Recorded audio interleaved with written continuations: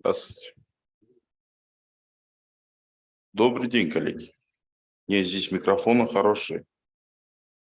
Никак там, да? Раз, два, три, четыре. Раз, два, три. Слышится. Құрметті қонақтар, бүгінгі салтанатты мерекемізге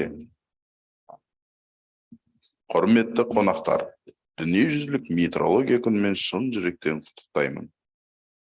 Сау болыңыз. Оқасы жоқ.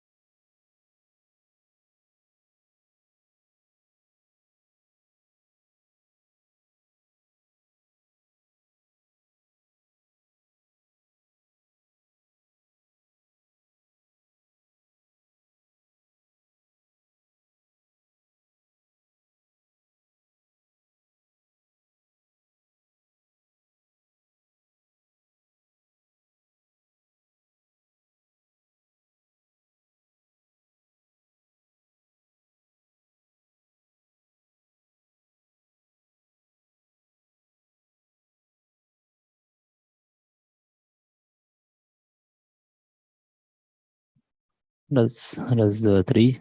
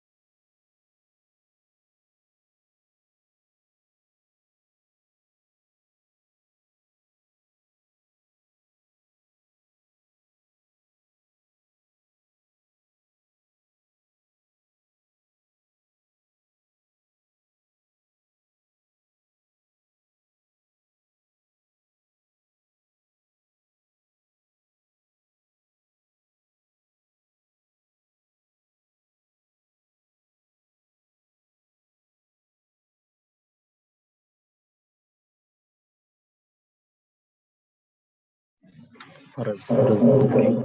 Раз, два, три.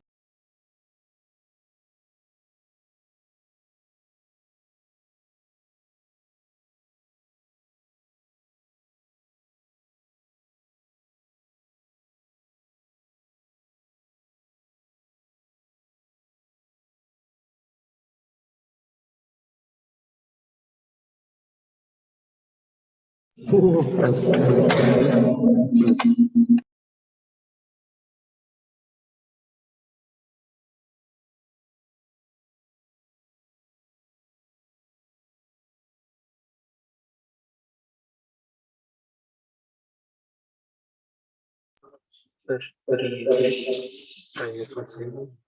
Раз. Раз.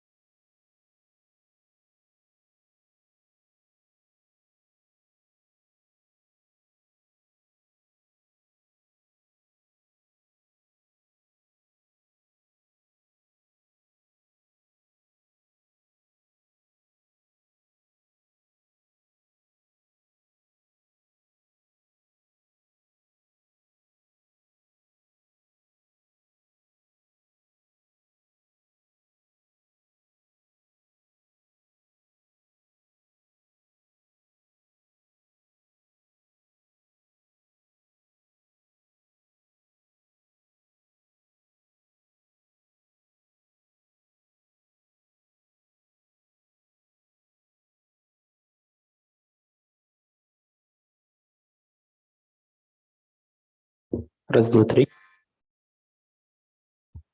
Раз, перекуш.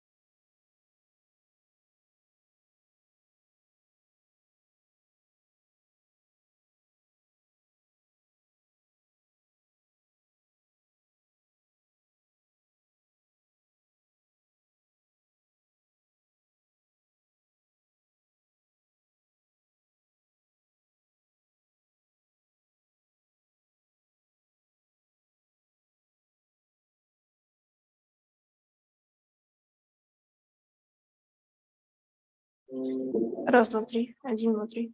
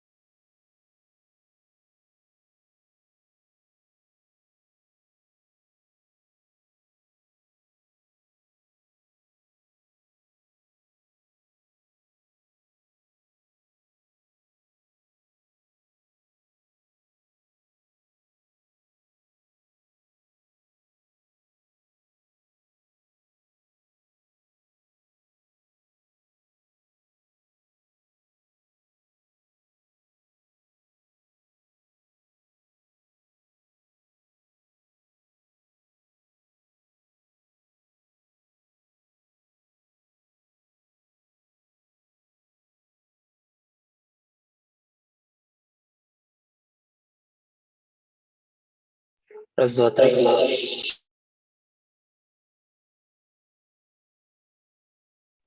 Раз, два, три. Раз. Раз, два, три.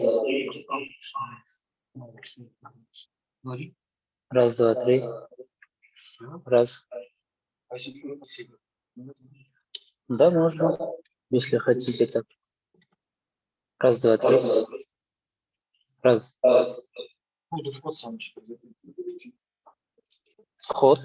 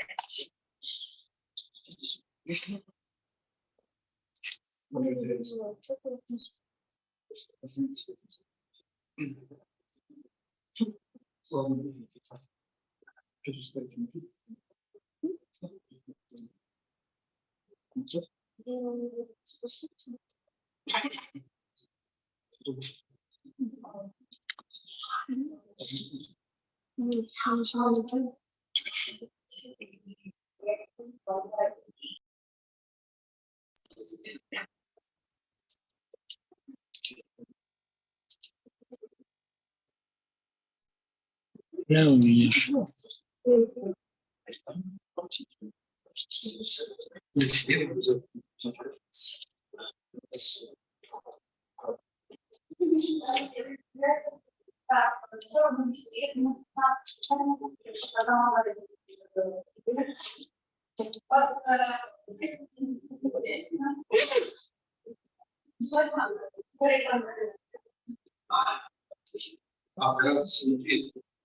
Если кажется, тебя зажишь, что ты на счет хорошо. Мгм. Тебе информацию. Эти стоит в зале теперь.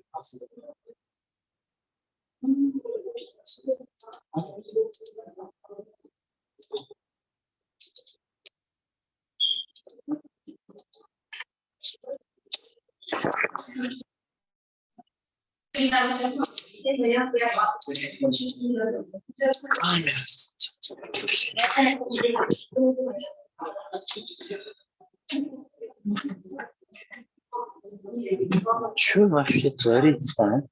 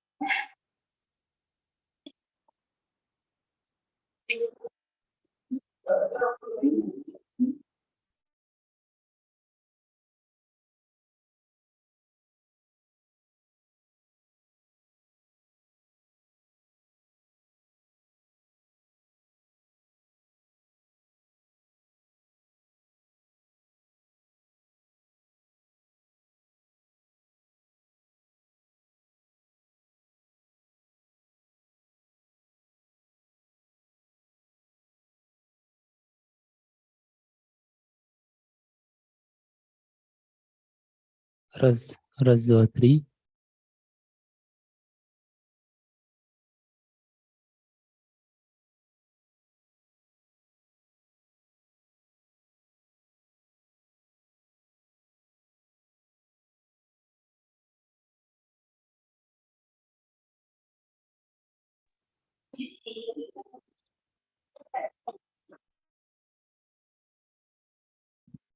Раз, раз, два, три.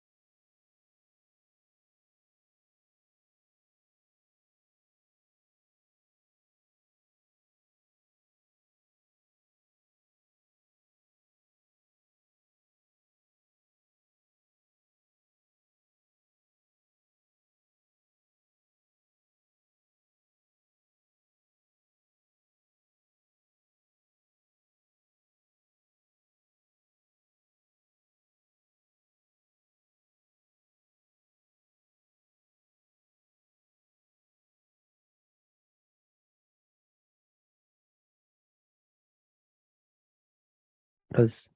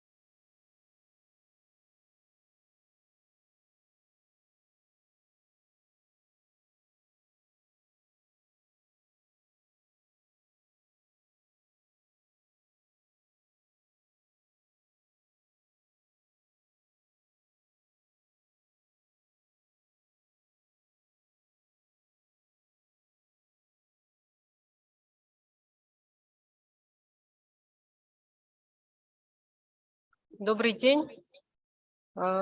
Я предлагаю еще 5 минут подождать. Сейчас у нас один докладчик придет, потом начнем.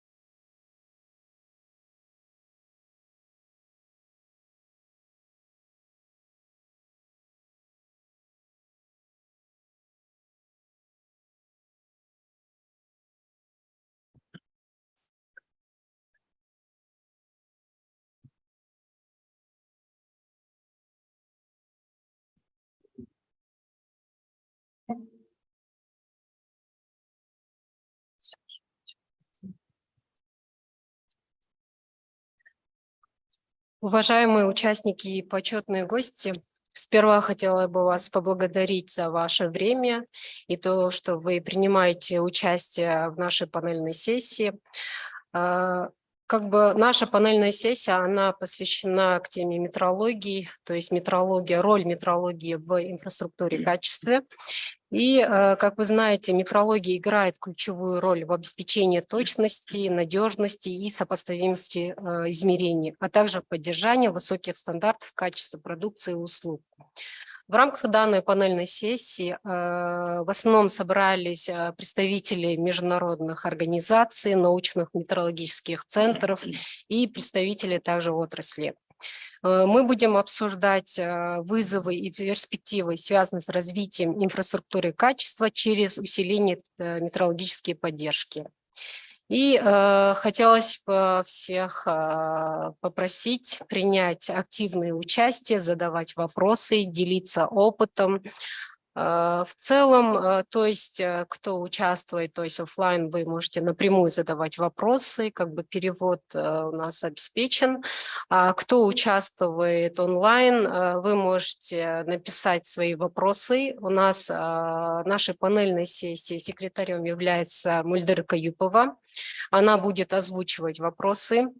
Меня зовут Сюйбаева Гляхан, я являюсь руководителем департамента государственных эталонов Национального метрологического института Казахстана.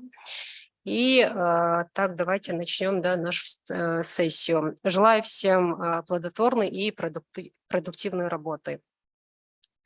Сегодня на нашей панельной сессии выступают представители международной организации, такие как Международная организация законодательной метрологии, также международная организация, которая занимается вопросами промышленности, то есть коротко мы называем ЮНИДО, также представители региональных метрологических организаций, как Галфмет, то есть утром в пленарной сессии уже, наверное, уже ознакомились, да, были, если вы принимали участие, как бы мы уже озвучивали представители региональных метрологических организаций. И в целом, кто будет докладчиками, это представители других национальных метрологических институтов, то есть партнеров нашей организации. Сперва для раскрытия темы метрология в инфраструктуре качества я представляю слово Яну Данмилу, то есть он является ассистентом директора Международной организации законодательной метрологии. Если вкратце рассказать про данную организацию, то есть она учреждена на основе межправительственной конвенции, подписанной в 1956 году. Цель организации – это разработка общих вопросов законодательной метрологии. На сегодня Казахстан является полноправным членом Международной организации законодательной метрологии с октября 1994 года. И тема доклада мистера Яна Данмила – это метрология как поддержка международной инфраструктуры качества. И я хотела бы еще озвучить регламент работы, то есть в общем у нас дается 15 минут на презентацию. Ну, так как у нас докладчиков примерно 7, то есть у нас по времени 2 часа дается на данную панельную сессию. В связи с этим предлагается примерно 10 минут или 15 минут выделить на презентацию и 5 минут выделяем на обсуждение, если будут вопросы. И также у всех на столе, то есть у вас есть наушники, вы можете им пользоваться, но в конце хотел бы просить, чтобы его оставили здесь. Ну, спасибо. Мистер Данмил, вам слово.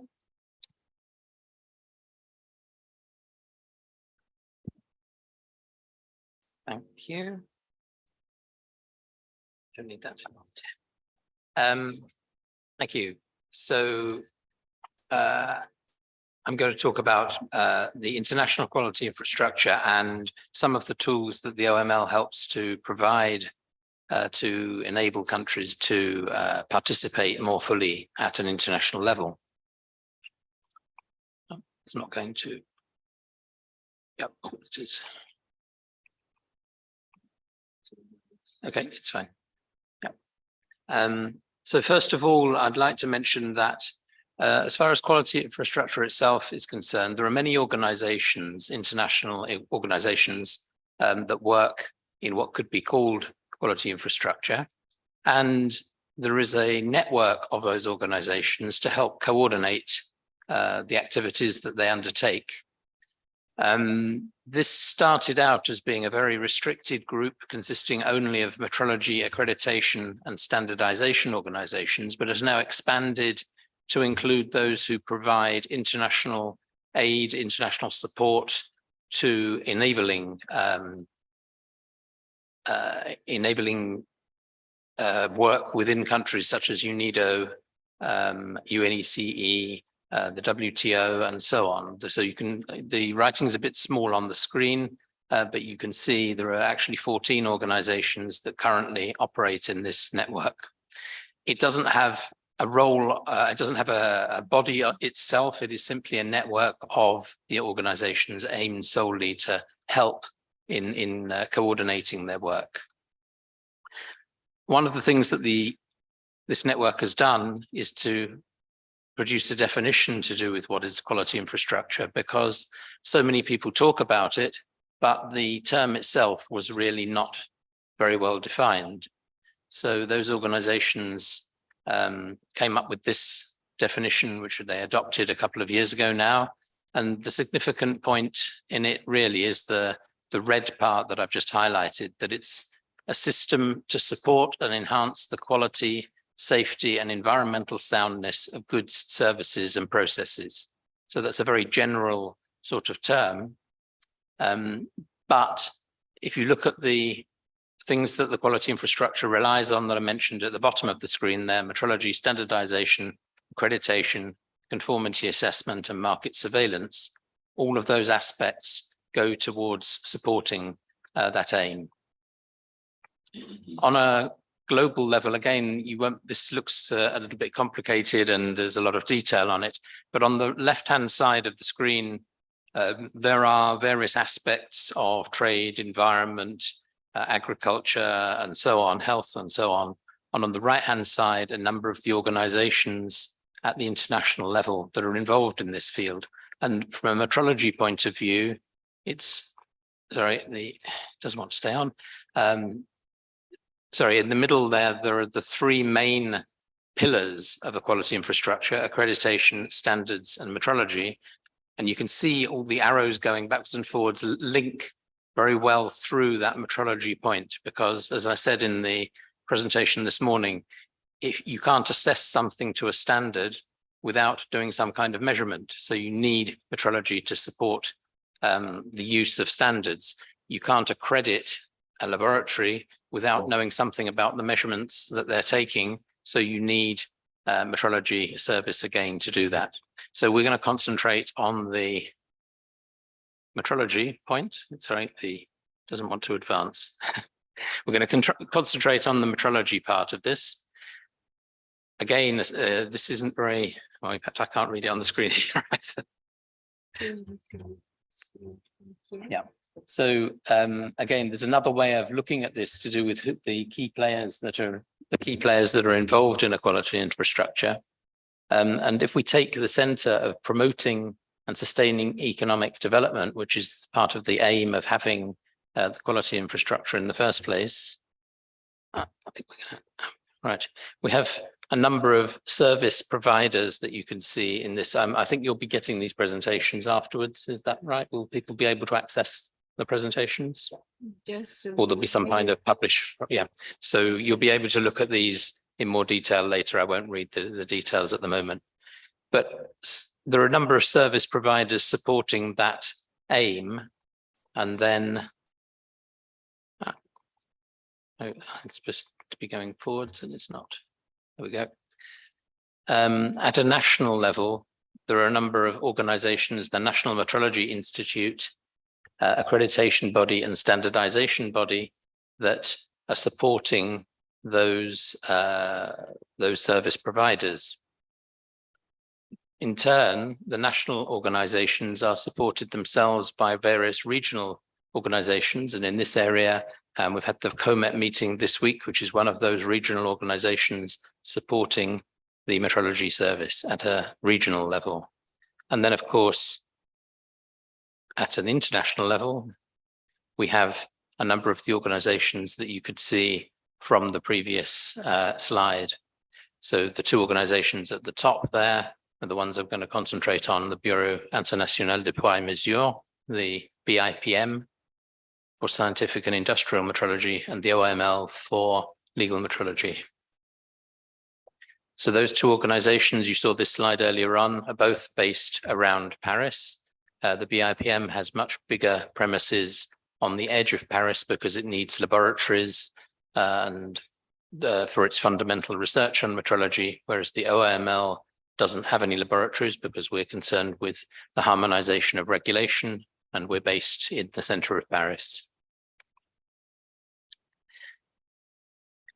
The scientific part of metrology does research in metrology, establishes the international system of units, and is responsible for the realization and dissemination of the definitions of units.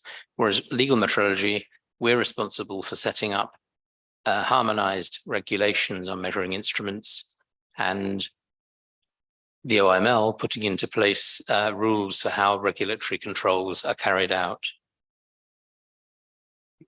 And so overall, legal metrology affects the entire economy. I showed an example of this morning, but here it is broken down in a slightly different way, but showing also that it is one of the ways of supporting the UN's Sustainable Development Goals as well, which is an important area when we're talking about trying to convince government officials to invest in metrology and metrology services.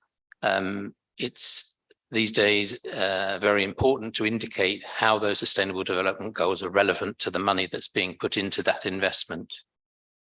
So yes, there are a number of those which are the SDGs, which are directly relevant to legal metrology at a consumer level, at the industrial level, and at the level of the national economy, to ensure that the international trade in raw materials benefits the country. There's a small brochure which might be of interest on that subject, which picks a few examples and gives some case studies, which is published by UNIDO, and that can be found on UNIDO's website. And to go into a bit more detail about some of these, as I mentioned, legal metrology historically has been solely related to trade, but of course, only in that area, it makes trade fairer to make sure that, for example, the poorest farmers, for example, would get the correct money for the produce that they're making, and that the poorest consumers are getting the best products they can, or the correct amount of product they can for the money that they have. So over a period of time, you could see that with a fair trade system in place, the economic conditions improve, reducing poverty. That's obviously a very long-term aim. In terms of prepackaged goods, which is another very important area of trade, there is a lot of excessive underfilling of packages. I picked an example here, which was a result that was found in one of the studies conducted by some German experts, where they found in Jordan that there were cans of olive oil, as you can see on the right there. You can't see the content of that. That was marked as 2.7 liters, sorry. And when in reality, some of them only contain 1.8, which is unbelievably excessive degree of underfilling. But because of the fact that you can't check it until you've got home, and then how do you check it with a verified measure? So the control of prepackaged goods by the state is a very important area of trade. Similarly, things like road safety, measuring the weight of vehicles on the road is extremely important. Controlling the speed with accurate instruments and blood alcohol level and so on. And often those kind of things would combine. An overloaded lorry driven too fast by a driver who's been drinking alcohol at his lunch break is going to result in accidents, and they're very expensive to the state. They cost a lot. They also tend to affect the poorest or the youngest. And one figure which was which we've found was in Vietnam. They did some assessments of this and came to the conclusion that around 5% of their GDP was being spent on dealing with these road accidents. Oh, it's gone backwards. Similarly, in health measurements, I gave an example this morning of several different kinds of measuring instruments related to health. Some of them are very high tech. You have obviously radiation treatment of cancer patients and so on, but even improvements in basic healthcare to make sure that accurate thermometers, accurate blood pressure instruments are being used, enable doctors, even at the most basic level, to ensure that correct and relevant treatment is being given. And so obviously that costs less to a country if the basic healthcare is improved. And then, as I mentioned just now, for export of bulk materials from a country, if there's a legal metrology system in place to make sure that the correct amount of products is being measured, then governments are able to receive the correct taxes on exported products or ensure duties on imported products. So again, it has a direct effect on the national economy.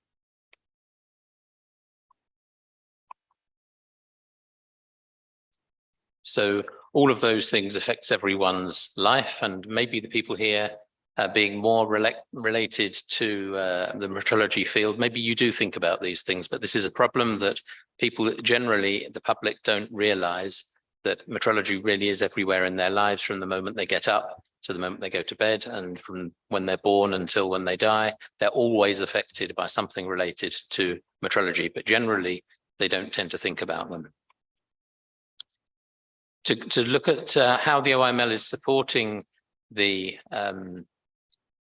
harmonization of the regulations on metrology, we have a publication called OML D1, which is a model law on metrology, and it's very good that in Kazakhstan this was used in 2018 as the basis for the revision of the law here. This document has gone through various evolutions, if you like. It started out in an earlier version being called a model law, and then it moved to being elements for a law on metrology, and then it was considerations for a law on metrology. So it's been sort of diluted in its directness, but what it provides now in its new form, which was published 2 years ago, is a more of a guidance document on how the framework for institutes in a country and legislation in a country should be put together. So even though a country may have used this as the basis for legislation, as in the case of Kazakhstan, rereading it now probably is still a very useful thing to do, because you can see how things have changed. You can't just put the legislation into place and leave it. It needs considerable maintenance, if you like. So it's intended now as a tool to use to improve aspects of their metrology system, which are part of the quality, part of their national quality system. And this is a joint publication now between the OML and the BIPM. I won't go into any detail about the structure of it, but it basically has a series of chapters addressing a number of different aspects of a metrology system. It still does have a model law in annexes at the end of it, so you can actually make use of elements from that law if you need to. To take a couple of the points out of this, actually I'll go through these because I'm having trouble with this button. The first thing, of course, that's needed if you're going to have a metrology system in support of quality infrastructure is a commitment from the government.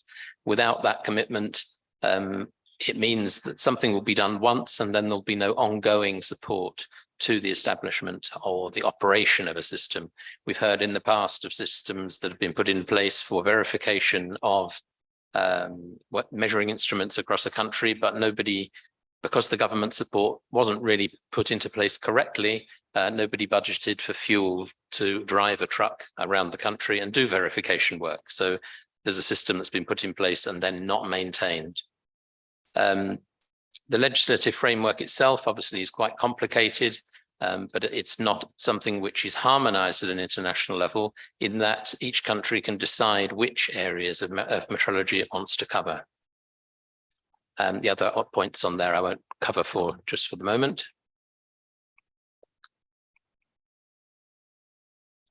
And so one of the, I added this slide because of some of the comments that I've had at this meeting and another meeting I was at a couple of weeks ago, where people are always asking, should we have one NMI, one National Measuring Institute in our country, or should we have several for different, for the different categories of measurement? How independent should they be of government? Should we have local enforcement officers or national enforcement officers? And all of those things are not things we can give a concrete answer to. They all depend very much on the kind of legislative structure that you have in a country and on some of the national policy that's to do with regional governments, local governments, and so on. So there's a lot of guidance in this document on how to do these things, but we can't give a country's the answer, a definitive answer to say, yes, you must have one body, two bodies, should NMI and legal metrology be separated, and so on.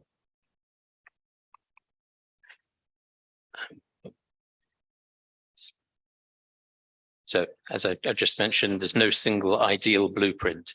This document gives a lot of guidance on that, but doesn't tell you exactly how to do it. But one of the other important things in developing such a system is that all the users, all the people who are going to be users of the metrology system and the quality infrastructure in a country have a say in how that system is developed. So engagement of stakeholders across the country, not just government officers, is a very important aspect. And it's also, as it says at the last bullet point there, metrology needs a changing all the time. So this framework needs to be looked at, it needs to be reconsidered. So there should be at the national level a policy of development of the metrology system. I won't cover those because they're too small to be looking at the moment. So that's, yes, it's another point of how they need to be adapted. The other point I just want to mention finally is to do with another support which we provide to enable harmonized regulation of measuring instruments and certification of measuring instruments across the world. We operate an OML certification system, and this enables duplicate testing to be avoided. So manufacturers don't have to have their instruments tested in every single country that they need type approval in, which gives them a reduction in cost. And obviously the result of that is that it costs less to customers for their measuring instruments. So how does this work? There are 5 steps to it. The first step is that the OML establishes international recommendations.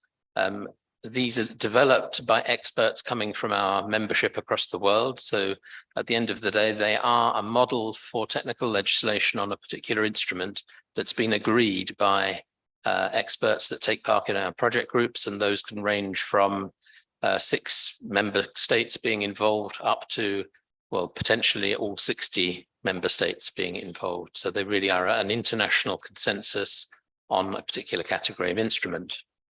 Then the second step to that is that certification bodies around the world take a look at what the technical requirements in those recommendations are, and they establish their test facilities if they wish to be issuing certificates. And then they get those facilities accredited, which means that they have some kind of proof of their competence to undertake the tests. We then have a list of which issuing authorities around the world are capable of issuing OML certificates for each category of instrument. And again, that's something which you could find on our website. I just used the table here. You can't read it, but they're recommendations across the top. The columns are recommendations, and then the rows are the different issuing authorities around the world for each of those recommendations. You can see more up-to-date information on our website. The fourth step of that is then that each manufacturer would get a contract for doing certification, normally in association with a national type approval they're obtaining in one country or another. And then they would have their instrument tested by that test lab according to all the details in the OML recommendation. and they would receive an OML certificate as well as their national type approval certificate. With that OML certificate, they're then able to go to other countries throughout the world that have signed up to the OML certification system and ask for a national type approval in each of those countries. Now, yes, they do still have to go and get a national type approval certificate, but they don't have to repeat all the testing because the OML certificate is associated with test reports and so on to guarantee that the testing has been done according to the OML recommendations. So that's a benefit for consumers because they can then rely on instruments which have been completely proved to be in conformity with internationally agreed requirements. Manufacturers, they can get their testing services from authorities that are competent. They've been proved to be competent and they're recognized by other laboratories around the world. And the national authorities themselves, who maybe don't have testing facilities because setting up testing facilities is very expensive, they can rely on internationally accepted OML certificates without having to repeat all that testing work, but they still issue their national type approval. And you can take part in this in a couple of different ways, depending upon whether the country is an OML member state or as a corresponding member. So the first one on the left there would apply to Kazakhstan, for example. As an OML member state, you could sign up to be a utilizer within the OML certification system, which means that you have a commitment then to accept certificates from other countries that are issuing those OML certificates. That can be done for one category or more categories of measuring instrument. And there's also the possibility to state that there are certain national requirements in addition to the OML recommendation, but you have to be open. The whole point of the system is that it's open, everyone, open and transparent. I mean, everyone can see what your requirements are. Ultimately, of course, Kazakhstan could also do what's on the right there and become an OML issuing authority. If it had the test laboratories necessary, then they could apply to become an OML issuing authority. There would then be peer assessment or accreditation to prove the competence in the categories of instrument that they're claiming. And then the country would be able to issue its own OML certificates to manufacturers in this country or in the region, which would then help manufacturers locally, because they would then be able to get a local certification service to take their instruments to other countries across the world. So thank you very much. If there are any questions, I'd be very happy to answer them.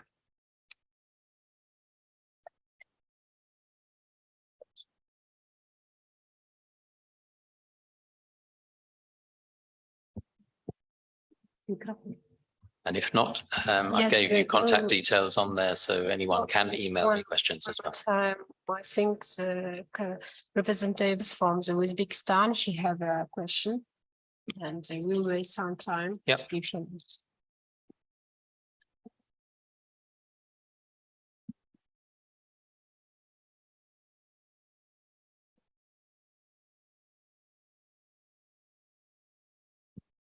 Спасибо. Нурдин Раимджонов, Узним. Очень полезная информация. У меня один такой уточняющий вопрос. Можно там коротко описать этапы, как можно NMI внедрить у себя OML CS? То есть какие требования к институту метрологии? Там можно коротко описать шаги 1, 2, 3, 4. Спасибо.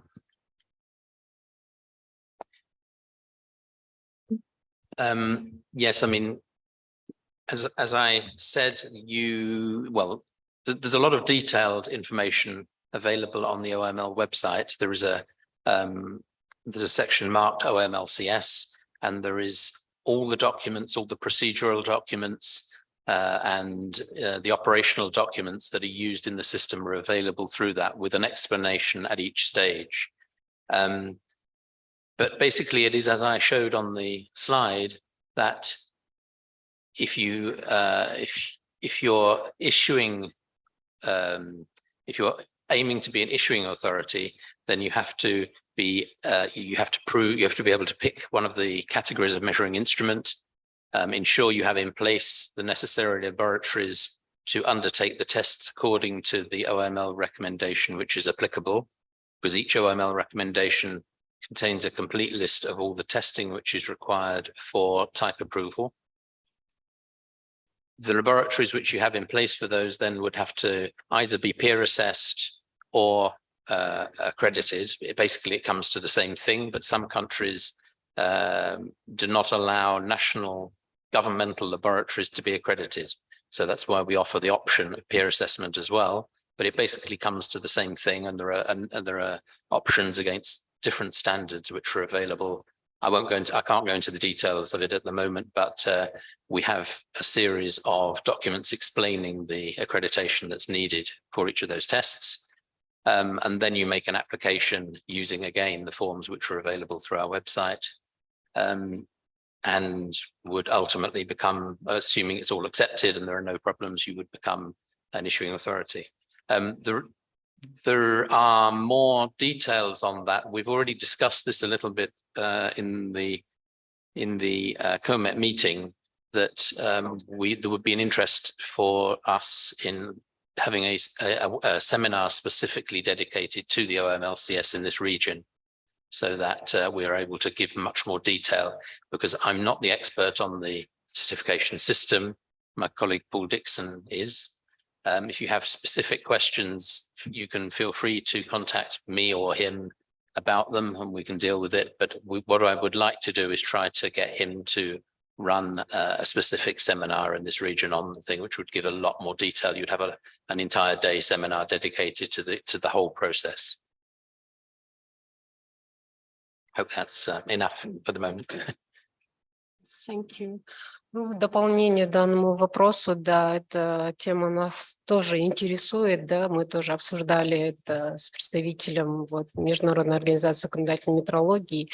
В целом, как бы сейчас рассматриваем тоже от Казахстана изучить эту тему, то есть внедрение сертификации МОЗом в Казахстане, чтобы в дальнейшем мы могли признавать импортируемые приборы в Казахстан.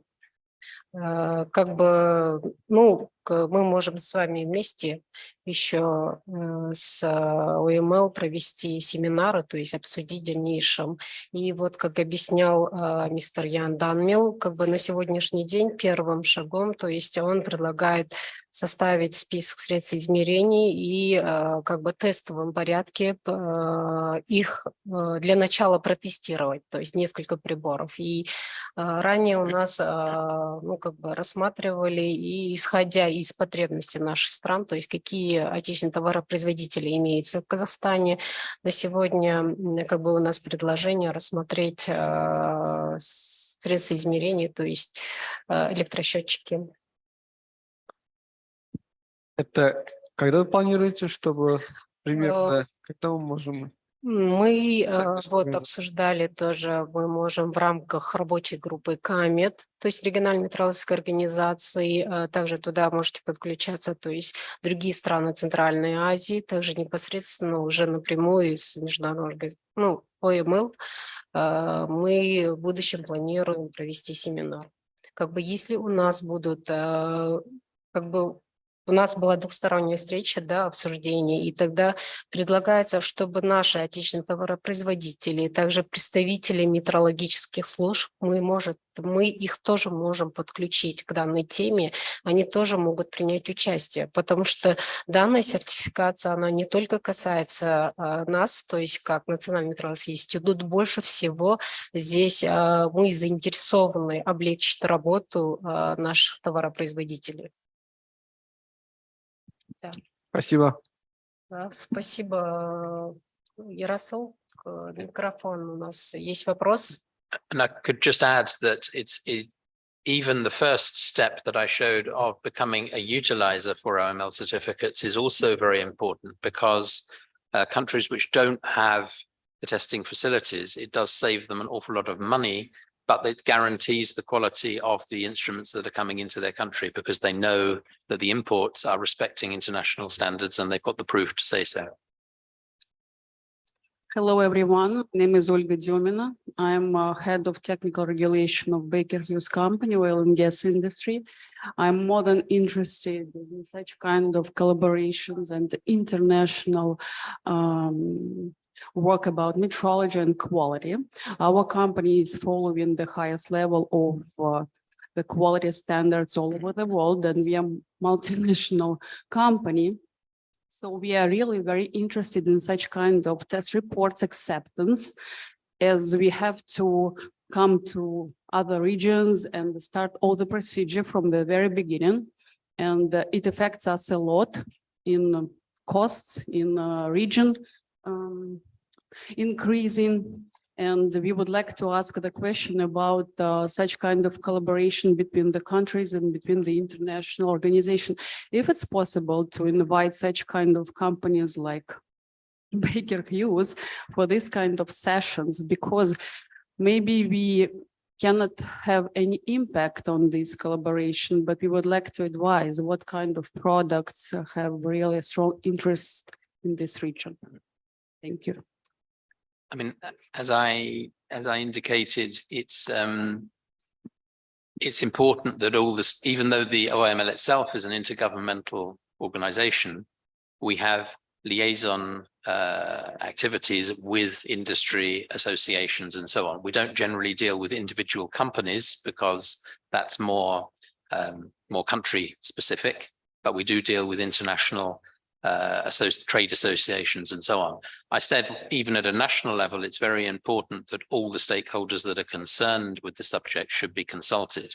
So again, according to the national policy, if you like, on the involvement of industry in government decisions, that's something we can't direct a country what to do. But I would expect that it's very valuable to have the views of industry. And we discussed this in terms of the certification system. Yes, it would be good to have industry being told what the system is like, how they can participate in it, and so on. If you have, obviously you have your own metrology laboratories at a very high level because of the oil industry and so on. That is one difference which we do find between some countries. In some countries, it's acceptable to use test results which are obtained in manufacturers' test laboratories, and in some countries they refuse totally those test results. But again, through the OML certification system, a country which issues certificates making use of manufacturers' test results will mention that on the certificate so that it's transparent to another country. And that country may say, no, I'm not accepting some of the results because they were done in a manufacturer's laboratory. That's a national policy which we can't change. But yes, involvement is certainly very important and welcome. And we will highly appreciate it, even if on the level of the trade association, you will be able to invite business as well. It will be really very good for us because we are trying to invest, we are trying to improve.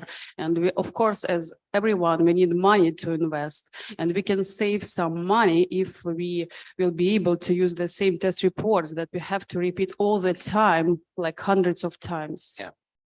Thank you. That's the aim. Также я хотела бы задать вопрос касательно, вот вы отмечали на презентации, да, что во Вьетнаме посчитали как бы долю ВВП от дорожных, ну, насколько accidents. И получается, на сегодня международный МОЗом проводит ли какие-то расчеты или же проводит ли исследования в части изучения доли ВВП законодательной или прикладной метрологии в экономику стран?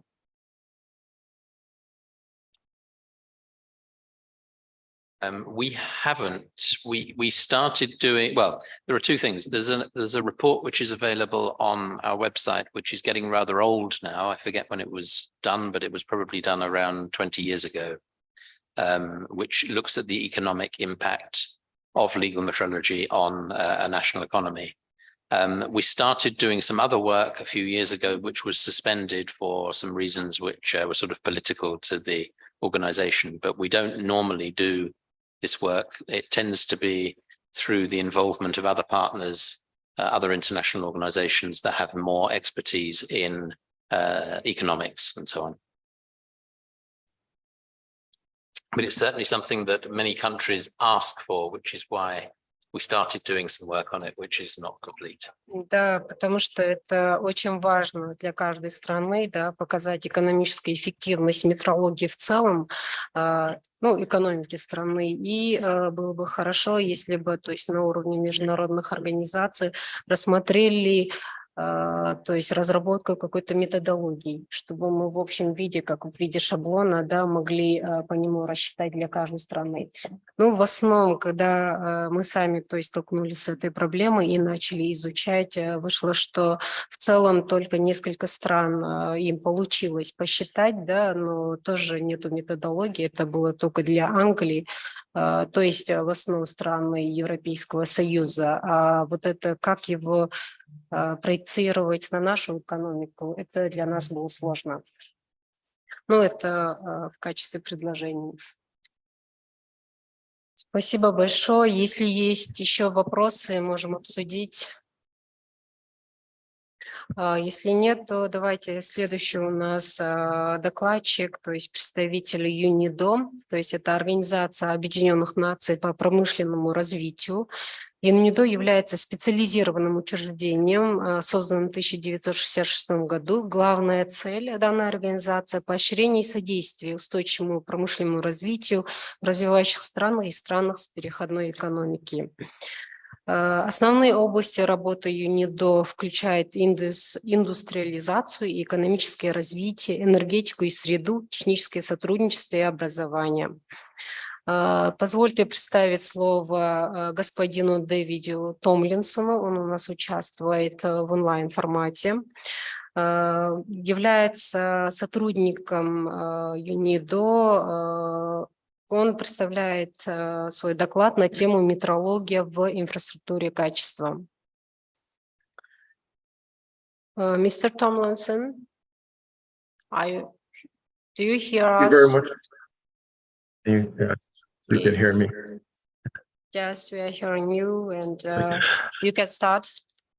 Thank you. I think the presentation will be controlled from Astana, from the meeting room there.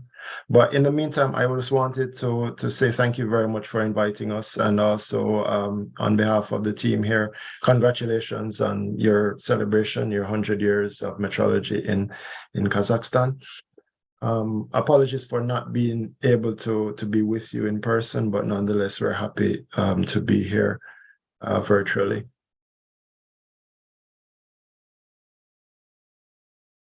Yes, everything is right. Okay, I can now share. Okay, so I will. Okay, I think I thought I was supposed to. They were supposed to share the screen, but I guess I am now given permission to share. So all good? Yes, we see your presentation. Oh, thank you very much also to my the previous presenter in front of me, Ian, nice to see you.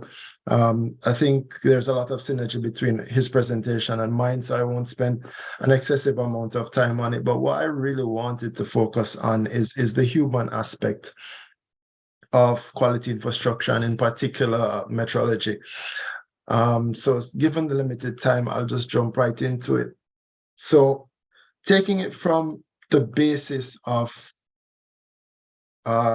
looking on the theme of satisfaction, for instance, and customer satisfaction, the father of modern marketing, Philip Kotler, he defined satisfaction as a person's feeling which results from when the performance or the outcome of something meets or exceeds the expectations, right?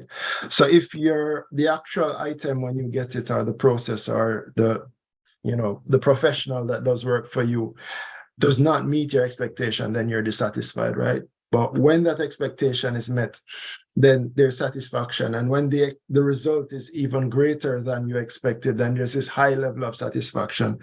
And I think within quality infrastructure, this is what we're in the business of, right? Ensuring customer satisfaction, ensuring humans are satisfied with the systems created, with the products that we have, with even the professionals that we hire to do services.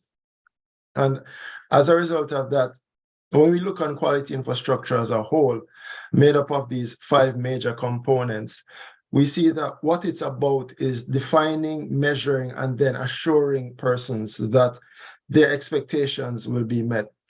The 2 areas of quality infrastructure that I think many people are used to is standardization. So the ability to define what these expectations are at a very basic level, usually in terms of some document that outlines the minimum requirements, or in the case of measurements, some agreed upon unit and how it's defined.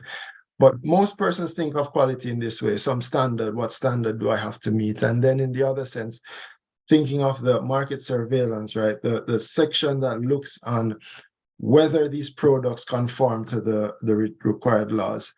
But there are 3 other important areas, and of these 3 areas, metrology plays an important role throughout, because even in defining standards, there are usually some parameters that have to be measured, that have to be controlled, and this is where we need units of measurement, right? So metrology is very important to all of these. And yes, also equally important is accreditation to assure the competence of the authorities who carry out these specific activities in terms of competence and otherwise. And then the conformity assessment, the testing, the certification, the inspection that goes with it for products. But just to help us to see the importance of metrology in this entire system. And as Ian previously defined or highlighted, the definition, this joint definition of quality infrastructure that the INET QI came up with, it has these 5 areas as a major pillars, but nonetheless, also very important is the policy framework that UNIDA spends quite a bit of time helping member states and countries to develop, because this policy helps to define how quality infrastructure, and in this case also metrology, is developed. And equally important is the entire sphere of quality promotions, right? Getting people aware of the systems that are in place to ensure quality, to ensure their expectations are captured, measured, and assured. Within the context of international trade, right, the important role that quality infrastructure plays is particularly in terms of Article 6 of the TBT agreement from the WTO. And there's some keywords I pulled out here where it emphasizes conformity assessment, accreditation, and standards, well, international standards bodies, right? But critical to all of these processes, right? Standards will have in some measurements in them. Conformity assessment looks at measurement and testing and certification, which includes measurement. And there's also accreditation, which relies on these measurements are ensuring the competence of these conformity assessment bodies. So even within international trade, though not specifically named, which may be a bit not so great for us as metrologists, but we see our important role in these areas that have been highlighted. So in terms of our daily life then, metrology is also important. It's not just at the level of trade, but it touches all of us. From the moment we wake in the morning, we have our alarm. The moment we have to go to work, whether we drive, being careful to maintain the right speed when we're shopping, even the weather, that's so important. Finally, Vienna has some spring. It was raining up to 2 weeks ago. And even in medical diagnosis, which is important for our health, right? So it's important that the measurements we use meet 3 important criteria: that they're stable, so that long-term analysis can be done, they're comparable, so results from different labs or different providers can be compared, and that they're coherent, right? That these different methods create the same result, right? We don't use a different method and get some completely different measurement. Ian also spoke about the 3 major subfields of metrology, which are all very important for any quality infrastructure. Quite often, a lot of states, especially developing economies that we work with as UNIDO, are heavily focused on the second two, the industrial metrology and the legal, because the infrastructure isn't there or the government support isn't there for a lot of scientific metrology. It was very encouraging for my own research to look at what Kazakhstan has done and the commendable work that the Kazakhstan Institute for Standardization and Metrology has done in publishing their CMCs and all of this international recognition. So very good job. I'd like to congratulate you there. But all three elements are important, and ideally, member states would like to have all three, but in many cases in developing economies, the scientific side, this fundamental side has to be, they have to rely on external partners, they have to rely on other countries to provide this. In the human aspect, I just wanted to highlight three cases that I am aware of, which shows the impact of when metrology fails, right, on three main pillars. Not to say the other two of the SDGs are not important, but the people, planet, and prosperity, right? These three of the 5 Ps that define our SDGs, that categorize our SDGs rather. So within the Caribbean, the example on the left is actually from my home country in Jamaica. In 2006, while I was working in the National Metrology Institute in Jamaica, we had this crisis where the quality of cement, there was just really poor cement on the market because the local manufacturer had issues with their calibrations, right? They didn't have a robust system, and this cost millions of dollars daily in lost revenue. It also cost some persons their life, and also persons were injured. We had major hotel projects that were stopped because entire floors of hotels that were under construction began to collapse. So issues with metrology have a real impact on the economy. In the example to the right, we see this is from Canada, where a calibration error caused 300 cubic meters of sewage to flow into the Ottawa River. So direct impact on our planet. Why? Because of some calibration error. Some measurement was not properly assured. And then the last example at the bottom is coming from a neighboring Caribbean country, also Trinidad and Tobago, where cancer treatment patients were being overdosed because of a calibration error in the instrumentation that was giving them their radioactive treatment. And this happened over a period of time, and it came to the attention of the authorities. But just showing you how in a real way, quite often persons don't think of metrology, right? Don't think of the science of measurement until it fails, sadly, right? So I think as metrologists around this table, those of us who are in the field, we know how important it is, and it's important for us to emphasize to people that it's not just about trade, it impacts everything we do, right? So some of the examples that we would look on, and I was just very concise with this in terms of the role of metrology within the context of our sustainable development goals, right? Especially as it relates to people, planet, and prosperity. SDG 1 looking on no poverty, right? So the importance of our legal metrology systems, because it's even more important when our people have limited incomes that they get what they deserve, right? Just these very basic foods, if they are cheated on the quantities, and this example that Ian showed is very, very interesting because of the quantity that they would have lost just from buying this oil, right? It has a more significant impact on a poorer part of our population when these measurements are inaccurate. Then also in terms of healthcare, we depend on the tests and measurements to make the doctors to make accurate diagnosis and to treat us. SDG 9 is one that within our unit, we focus heavily on in terms of industrial development, infrastructure, innovation. As we know, measurements are critical for these. And then in terms of SDG 13, climate action, right? Being able to measure what is happening with our planet, the emissions, and then also being able to support systems in place for things like carbon trading and other technologies.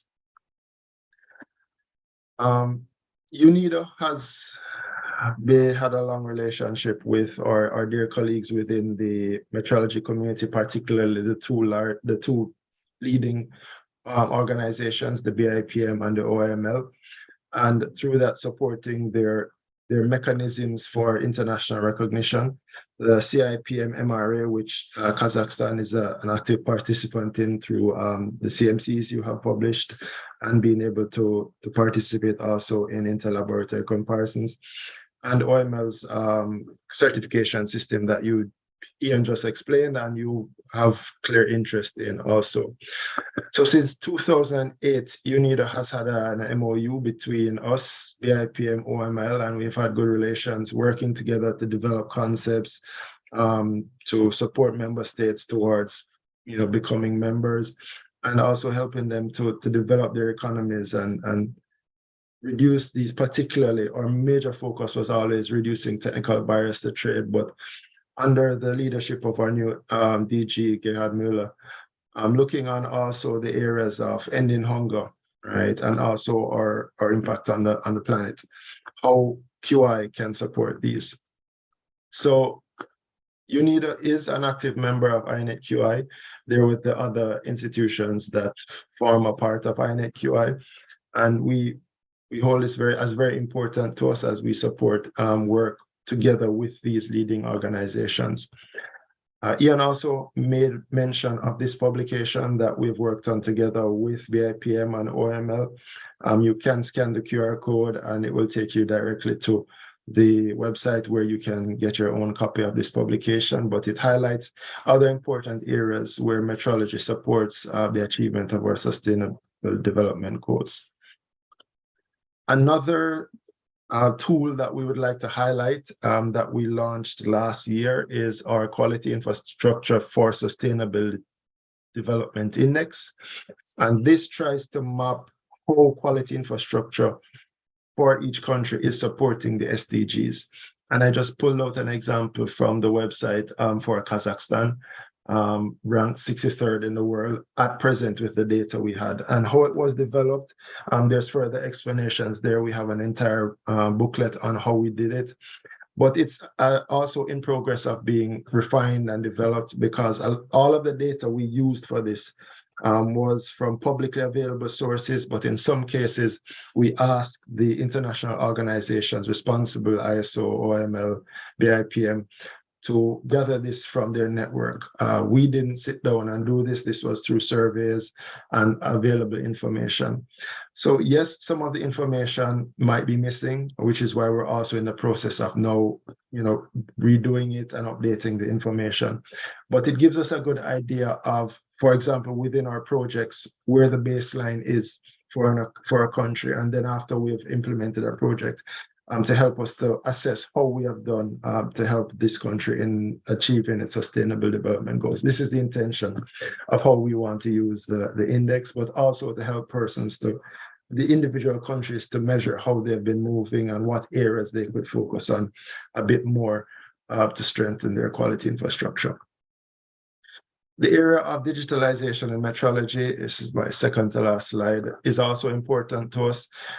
There are institutions that I will admit, are far more technically competent in this area, but we're following it very closely.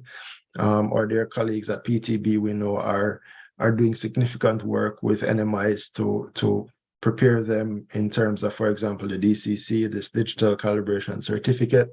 We know BIPM, OML are also working on the whole concept of disseminating the digital SI and how this will work. But where we see our lives moving in terms of communications technology, IT technology, it is necessary. So this is a topic that we're following very closely and working together with the relevant institutions to see how we can support, particularly in terms of getting the message out, while the technically more competent organizations lead on the technical work.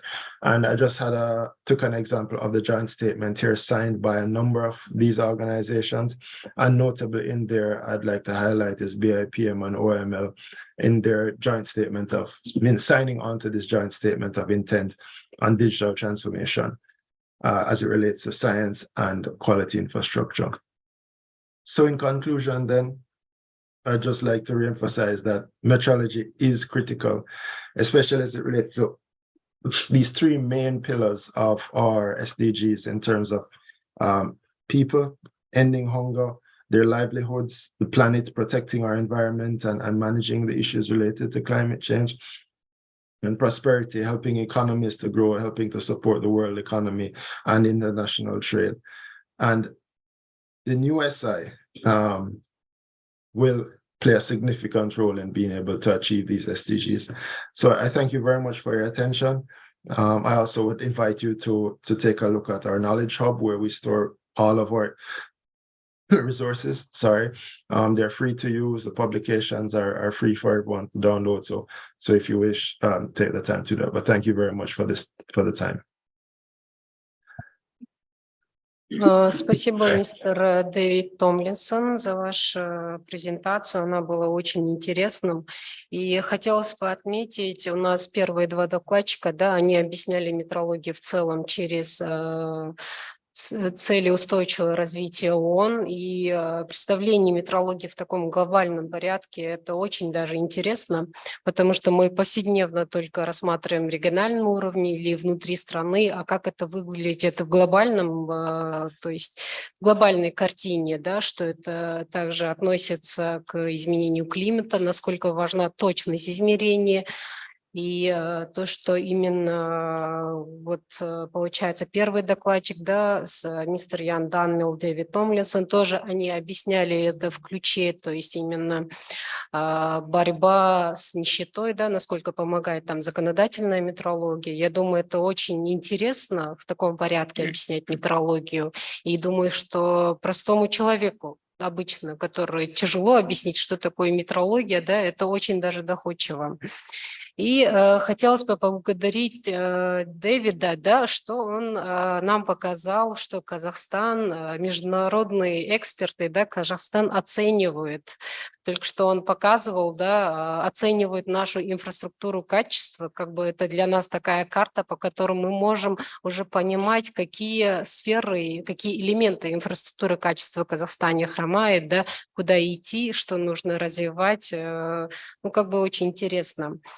И также хотелось бы задать один вопрос. Я знаю, что у нас очень время, да, поджимает как бы по таймингу. Мистер Дэвид, вы можете нам привести какой-то пример? Я знаю, что в 2018-2019 году ЮНИДО проводил проект совместно с МОЗами и BIPM, именно инфраструктура качества промышленности. Вы рассматривали именно влияние метрологии определенную сферу промышленности? У вас есть какие-нибудь примеры?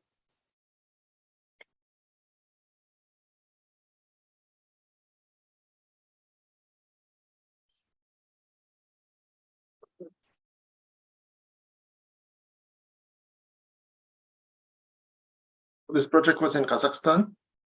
No, it's not in Kazakhstan. I think that it was in other countries. Maybe in Caribbean. As I know, you have a project in Caribbean countries. So we do have a number of quality infrastructure projects with components focused on metrology, quite often looking on developing economies. So I was not at UNIDO in 2018. Unfortunately, I joined only in 2021, but I was on a project for Mozambique. And how we usually work is looking on the policy and legislation first, in terms of creating the infrastructure that would legally allow metrology to be developed in the country. Then looking on the strategy, supporting the management towards defining a proper strategy for the country, and then supporting with the technical assistance. So the capacity building, the equipment that's necessary, and helping them towards achieving international recognition. Usually in the first instance through accreditation, because given our project cycles, accreditation gives us the best, shortest timelines and more control over some of the risks and variables.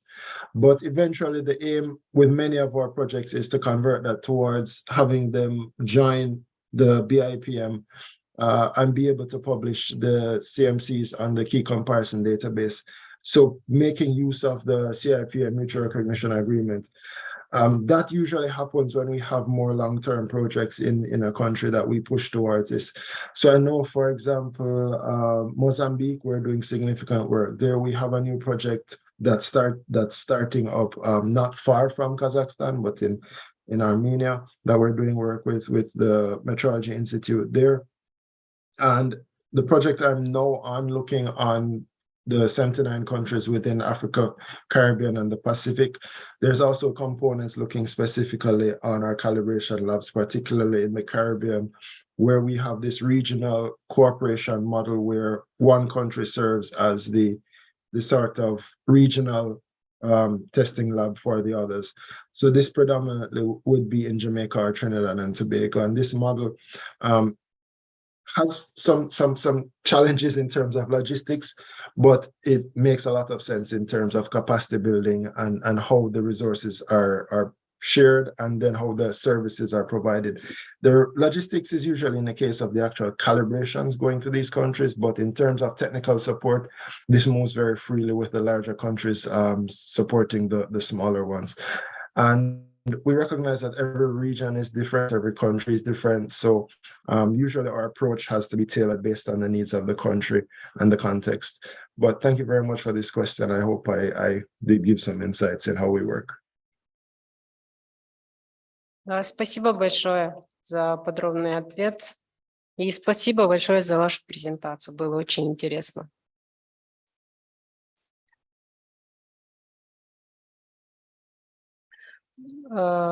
Если имеются вопросы из зала.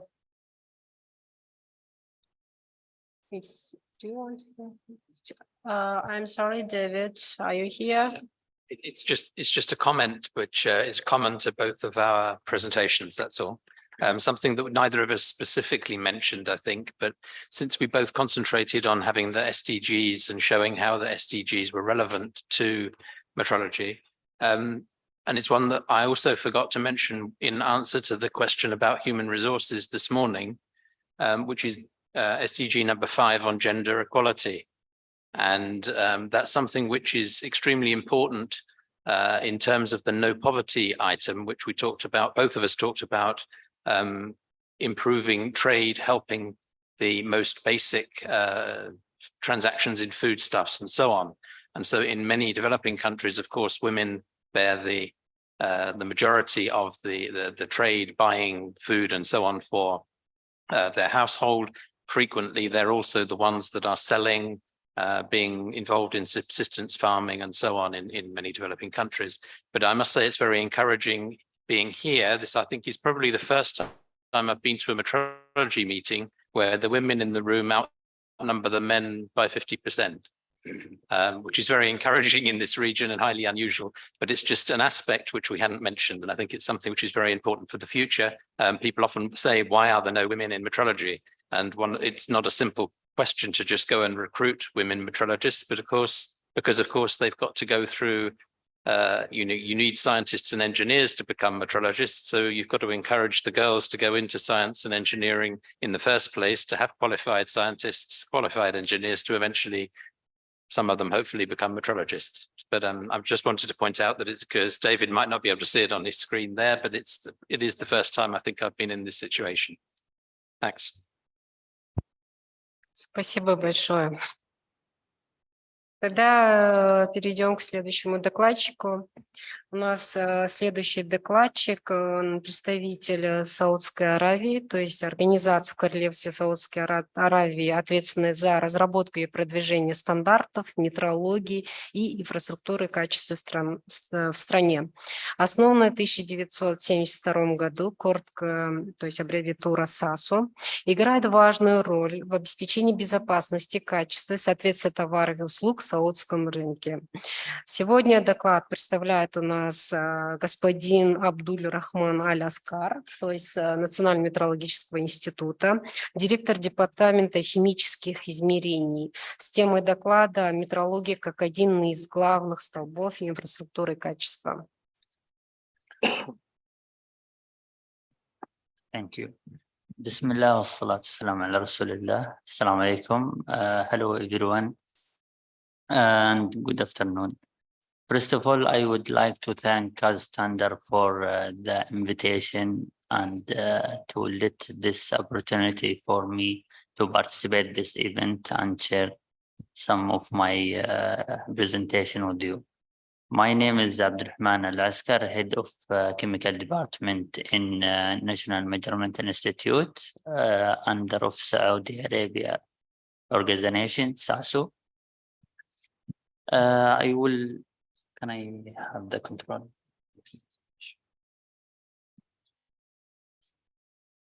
Today I will try to discuss about some point in my presentation. As you see, I will briefly talking about the main pillars of the quality national instruction and the beneficial of the QNI. And there is some of the definition. I will try to explain it about the metrology. Then I will talk about metrology and calibration. We will see some of the key conversion system. And I will try to explain a little about the importance of the conversion. And for NMI, National Measurement Institute in the National Quality and Infrastructure. And I will briefly talk about the main function of NMI's National Measurement Institute. And we will talk a little for calibration laboratories and NMI and metrology and chemistry. As you see, let me bring by explaining the main pillar of the quality instruction. There are, as you see, four pillars: the standards and metrology, accreditation, conformity assessment. The standard which defined the properties and dimension or tolerance.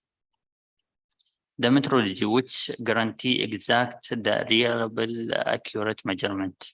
Accreditation, it will explain which recognize the technical competence of the conformity assessment body, and the conformity assessment which the conformity with the requirement defined by standard.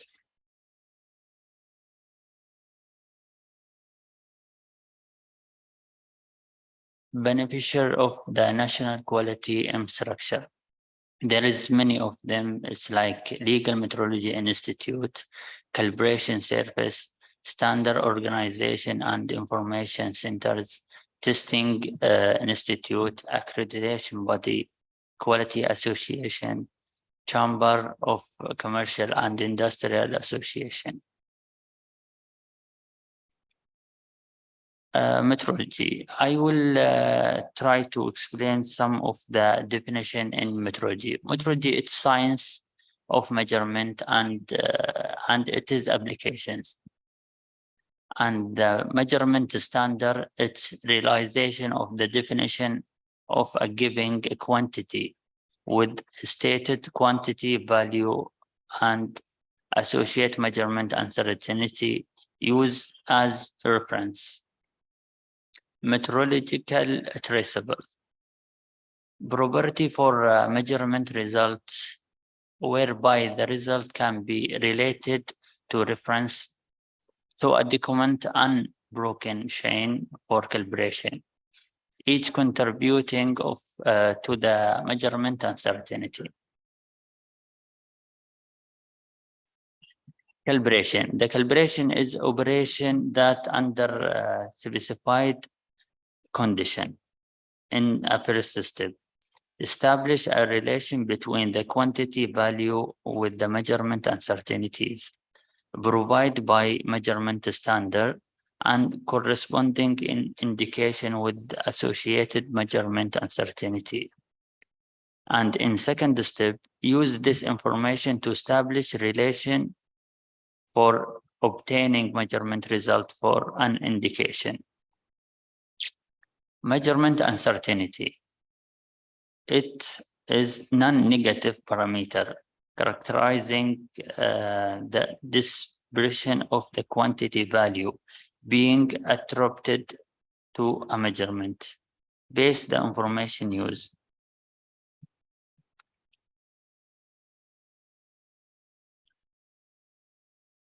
Metrology and calibration. In this slide, I would like to show relation between the BIBM, the top metrology organization in the world, and the National Measurement Institute, NMI, and surface in each country. As you can see, the BIBM organized 4 types of activity for international recognition of the NMI. These are key conversion, supplementary conversion, peer evaluation, CMCs, published on BIBM KCDB website. The NMI in turn distribute the traceable of the measurement result to the SI unit, International System Unit, for the testing and calibration laboratories, industrial and service.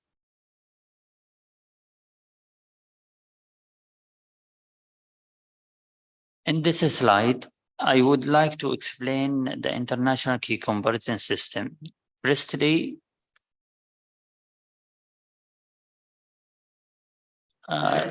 we can see here there is three level of conversion. The key conversion are organized on the 3 level. The first one, the CIPM level, and it be the protocol for conversion is written by the relevant CCs.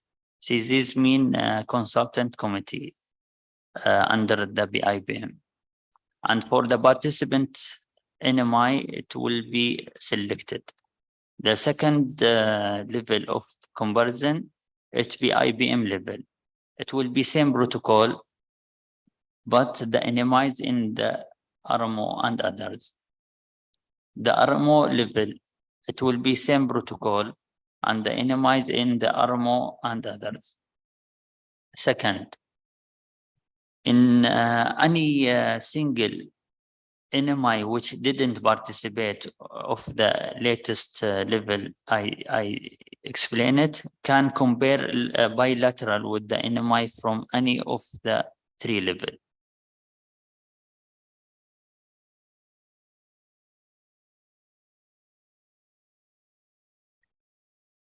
In this slide, highlight the importance of the comparison for mutual recognition. As you see, Germany and Argentina, for example, compare their kilogram with the international kilogram maintained at the BIBM. Then the NMI in both countries, this maintained traceable to the accredited calibration laboratories and to the initial calibration laboratories in the countries. Then the calibration laboratories in companies A and B are equivalent.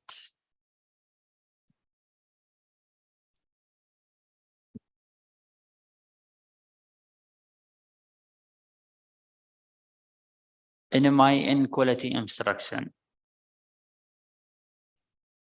The next question is, what are the main responsible of NMI? Yes, for NMI. No, sorry.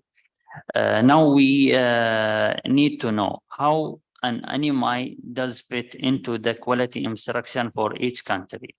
This slide, as you see, it will answer this question. Every country has national measurement institutes.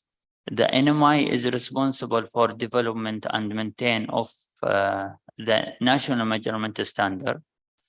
The national measurement standard may be primary or secondary standards. They represent the country capability. The NMI perform calibration activity as part of the national quality system. The NMI must be maintained in the structure of national quality activity. In functional task and institutional statute should be defined in national metrology activity. The main function of NMI. The next question is, what are the main responsible of NMI? Let we see them in the flow slide.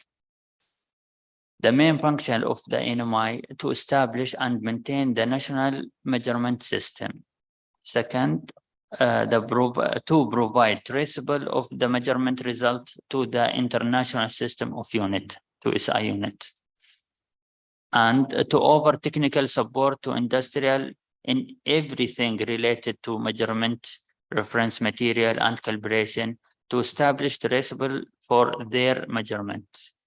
And also the function of the NMI to represent the country in the RMO and the BIVM, and to participate in international recognized international comparison, and also to organize national professional test scheme for calibration laboratories. We need to understand the role of the NMI in economy and social development. This role can be understood from this slide, as you see. There is the small circle, and the triangle contain the small circle, and the large circle containing the triangle and the small circle. The small circle is the NMI. The first angle of the triangle is an interaction between the government and the National Measurement Institute in politics, standard and regulation. The second angle is the role of the NMI consumer protection. The third angle of the rules is the NMI in promotion of the small and medium contribution. The first side of the triangle, as you see, contributes to welfare and control. The second side to the quality and prices. The third side to the competitive and productivity. The three sides contribute to the global organize of the country.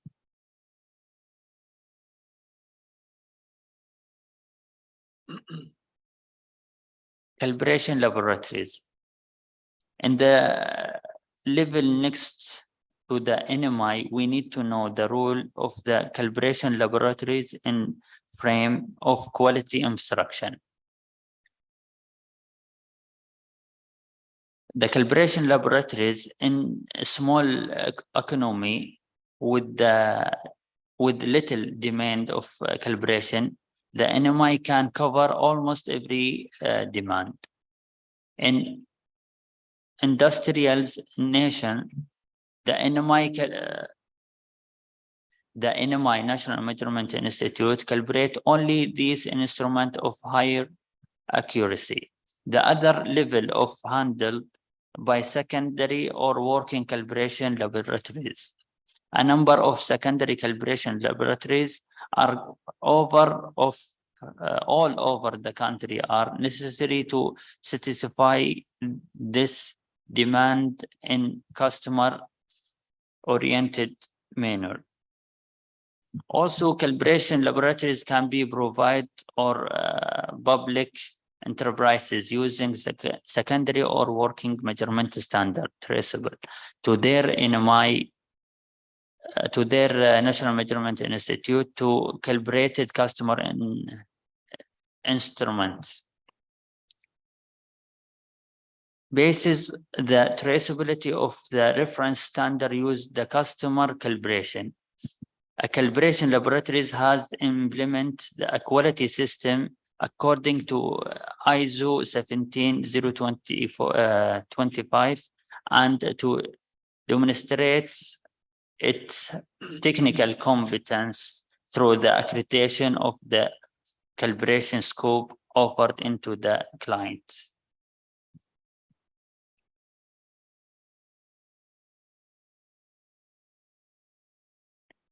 It is also important to indicate the calibration surface is actual based on the traceable chain. As we can see, the chain starts in this slide, start with the SI unit defined by the BIBM. Then the primary standard maintained by the National Measurement Institutes and the secondary reference standard maintained by the accredited calibration laboratories. Then the working standard maintained by calibration laboratories in companies and service.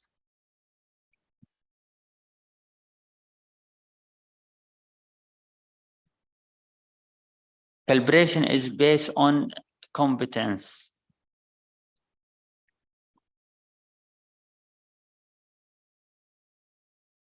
Calibration also is based on the competence of laboratory, which means that laboratories should have, as you see, quality system in place, professional test or comparison reports, laboratory accreditation.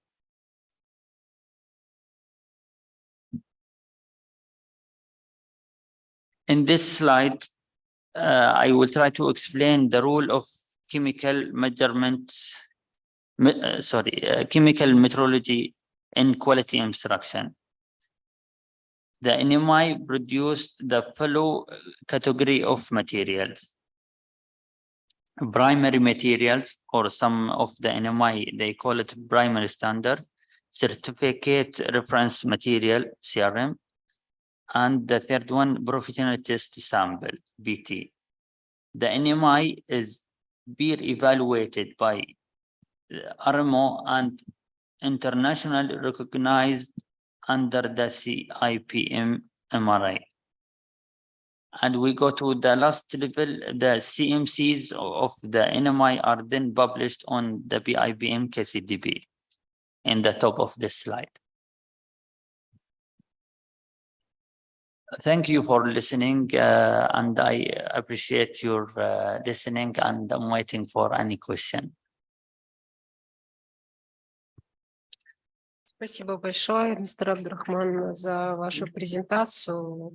В целом, мистер Абдрахман, то есть получается система инфраструктуры именно в части метрологии как бы у нас примерно схожие, так как мы тоже являемся Национальным метрологическим институтом, да. И основное, то есть это обеспечение надежности и точности измерений с помощью, ну, как бы обеспечение прослеживаемости к международной системе единиц. Да, спасибо большое вам за презентацию. Как бы у нас, мне пишут, что время поджимает в связи с этим. Если есть вопросы, мы можем обсудить. Если нет, то можем перейти к следующему докладчику.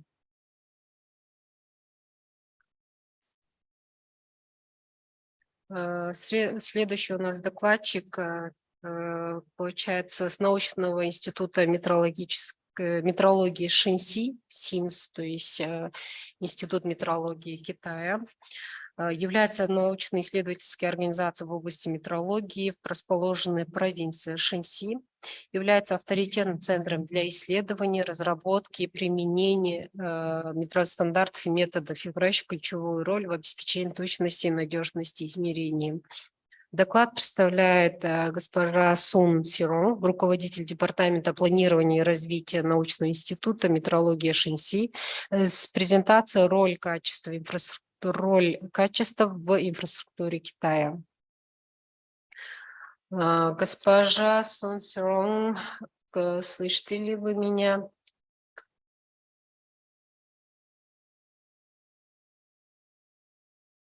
Sorry, Mrs. Sun Sirong, do you hear me? Are you online? Yes, Yes, Yes, I can thank you. We are also hear you, and you can start your presentation. Sorry, please wait a minute. Thank you. Thanks to the General Director, Mr. Mohammed Gatov. Good afternoon, experts. I'm honored to be invited to make a speech here. My topic is the role of NRC in the construction of national quality infrastructure. These are my contents. The importance of NQI in China's high quality development. About NQI in China. Examples of good practice in China. The role of NRC in China's NQI construction. At present, China has entered a stage of high quality development. Whether it is production or consumption, it is of great practical significance to unify high quality standards and improve quality infrastructure. High quality development depends on the development of industry. At the end of September 2020, there are 42 million registered enterprises nationwide. They are the key support objects of NQI. China now has a relatively complete legal and regulatory system and technical specification system. They are composed of metrology law, national standardization, certification and accreditation regulations, verification procedures, calibration specifications, type evaluation outlines, and national, industrial, local, federal, and enterprise standards, about 200,000. The government issued a number of NQI construction strategic plans, such as the outline for the construction of a quality strong country. The State Administration of Market Regulation is an administrative department of national metrology, standardization, certification, and accreditation, and implements the working mechanism of unified management, comprehensive coordination, and joint implementation by all relevant parties nationwide. Since 2015, the government has issued National Quality Infrastructure System guidelines by the National Key R&D program every year to continuously improve the level of NQI scientific and technological innovation. The China National Accreditation Service for Conformity Assessment represents China in the activities of international organizations such as IAF and others. It uniformly implements the accreditation of relevant institutions such as certification bodies, laboratories, and inspection bodies in China. As of March 31, 2021, CNAS accredited 12,729 institutions in a total of 15 fields, of which 204 bodies of various types of certification, 11,856 testing and calibration laboratories, 480 medical laboratories, 24 producers of reference materials, 97 proficient testing providers, 669 testing organizations in total. Among them, government laboratories account for about 40%. There are two examples of good practice in China to share. The first is the state encouraged institutions with the capacity to apply for the establishment of national and provisional industrial measurement and testing centers. providing forward-looking measurement technology services with full traceability chain, full life cycle, and whole industrial chain for industrial development to improve the core competitiveness of the industry. At present, the SAMR has approved the establishment of 44 national industrial measurement and testing centers in aerospace, rail transit, and other industrial fields.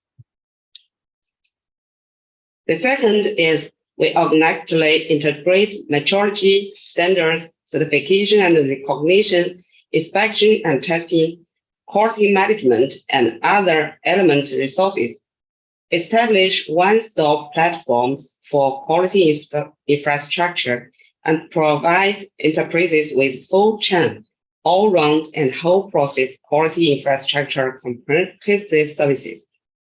Promoting the realization of one standard, one conformity assessment, one result, multi-party material recognition and sharing, maximizing operational efficiency and reduce business costs. Now, about 500 one-stop service platforms of various types have been built nationwide, providing about 800,000 comprehensive services for about 600,000 market entities and creating about 200,000 new jobs. Now let's learn to know some about NRC. NRC is an international technical exchange platform approved by SAMR, supported by the Shanxi Institute of Metrology Science. It is an important part of NQI. SIMR, founded in 1959, is a statutory metrology and testing institution set up by People's Government of Shanxi Province in accordance with law. Now, the NRC has 379 employees. It's located in Xi'an City, Shanxi Province, China, with a laboratory area of 20,000 square meters and a precision temperature control laboratory area of 5,000 square meters and 2,300 sets of various measurement standard instruments. They are available in the courtyard of ARC. The quality management system complies with the international standard ISO IEC 17025 and is recognized in the field of geometric, thermal, mechanical, electromagnetic, wireless, time and frequency, optical, chemical, vibration and acoustics, inertial radiation, and etc. The quality management system is according with ISO 17034 is being established. Our application areas are: we establish and maintain 373 measurement standards, all of which can be traced to the national measurement standards or primary standards kept in NEEM. Carrying out verification and calibration of measuring instruments, carrying out inspection and testing of clean workbenches, charging pails, glasses, and semiconductor lighting products, conducting tests of measuring instruments for the purpose of type approval in the state administers the catalog of measuring instruments in accordance with law. Production of reference materials, measurement instruments. Now we just have one CRM. It is targeted standard solution, 400 NTU. Some measuring instruments have been manufactured in scientific research projects. conducting domestic comparisons of measurement standard, participate in PT laboratory comparison, conducting EMC tests, drafting of national and local metrology specifications, conducting scientific researches. There is some pictures, humidity calibration, biosafety cabinet testing, photometric calibration and testing, part of other measurement standards. Our mission is NRC serves as a bridge for metrological exchanges among countries along the Belt and Road, providing metrological technology and consulting services for foreign-related enterprises, and carry out scientific and technological cooperation, personnel training, technical exchanges, standard formulation, research and development of reference materials, and manufacturing of marine instruments with countries along the Belt and Road. Going forward, we will further promote all-round cooperation among countries in the fields of standardization, inspection and testing, certification and accreditation, and play an active role in promoting the construction of high-quality infrastructure in all countries. That's all. Thank you very much. Спасибо большое, госпожа Сун Сиронг. Касательно презентации, я бы хотела отметить, то есть у нее в презентации указывается one-stop service platform, то есть одна остановка, платформа, сервисная платформа, да, которая вы одним разом получаете, то есть результат. Здесь пишется, что один стандарт, одно подтверждение соответствия, один результат и взаимное признание. То есть ну, на такую большую страну как бы реализовать такую платформу, это, мне кажется, очень даже удивительно, да? Цифровизация, можно сказать, очень хорошо у них работает. И если есть вопросы к нашим коллегам из Китая, можем обсудить. Если нет, то мы можем перейти к следующему докладчику. То есть у нас докладчик с Института метрологии Боснии и Герцеговины Мелисса Кристович. Она является генеральным директором Национального метрологического института Боснии и Герцеговины. И у нее доклад на тему «Роль метрологии в инфраструктуре качества. Общие аспекты и тематические исследования для Боснии и Герцеговины». You can start.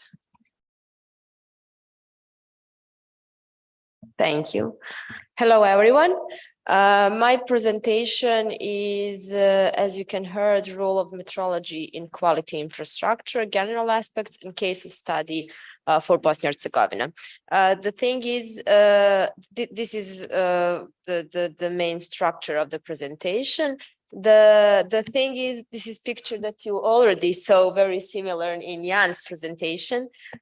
This is actually how in the world implementation of standardization, accreditation, conformity assessment services, which includes inspection, testing, laboratory certification, and product certification. And how is this everything is within the framework known as quality infrastructure, how everything is applied. So very similar to Jan what said, and in order to cut my time, I will not repeat this. But as you could hear before, government play an important role in quality infrastructure because actually government is the legislator and the ultimate protector of consumer rights, actually citizens' rights in one state, and independent service provider in the field of infrastructure quality.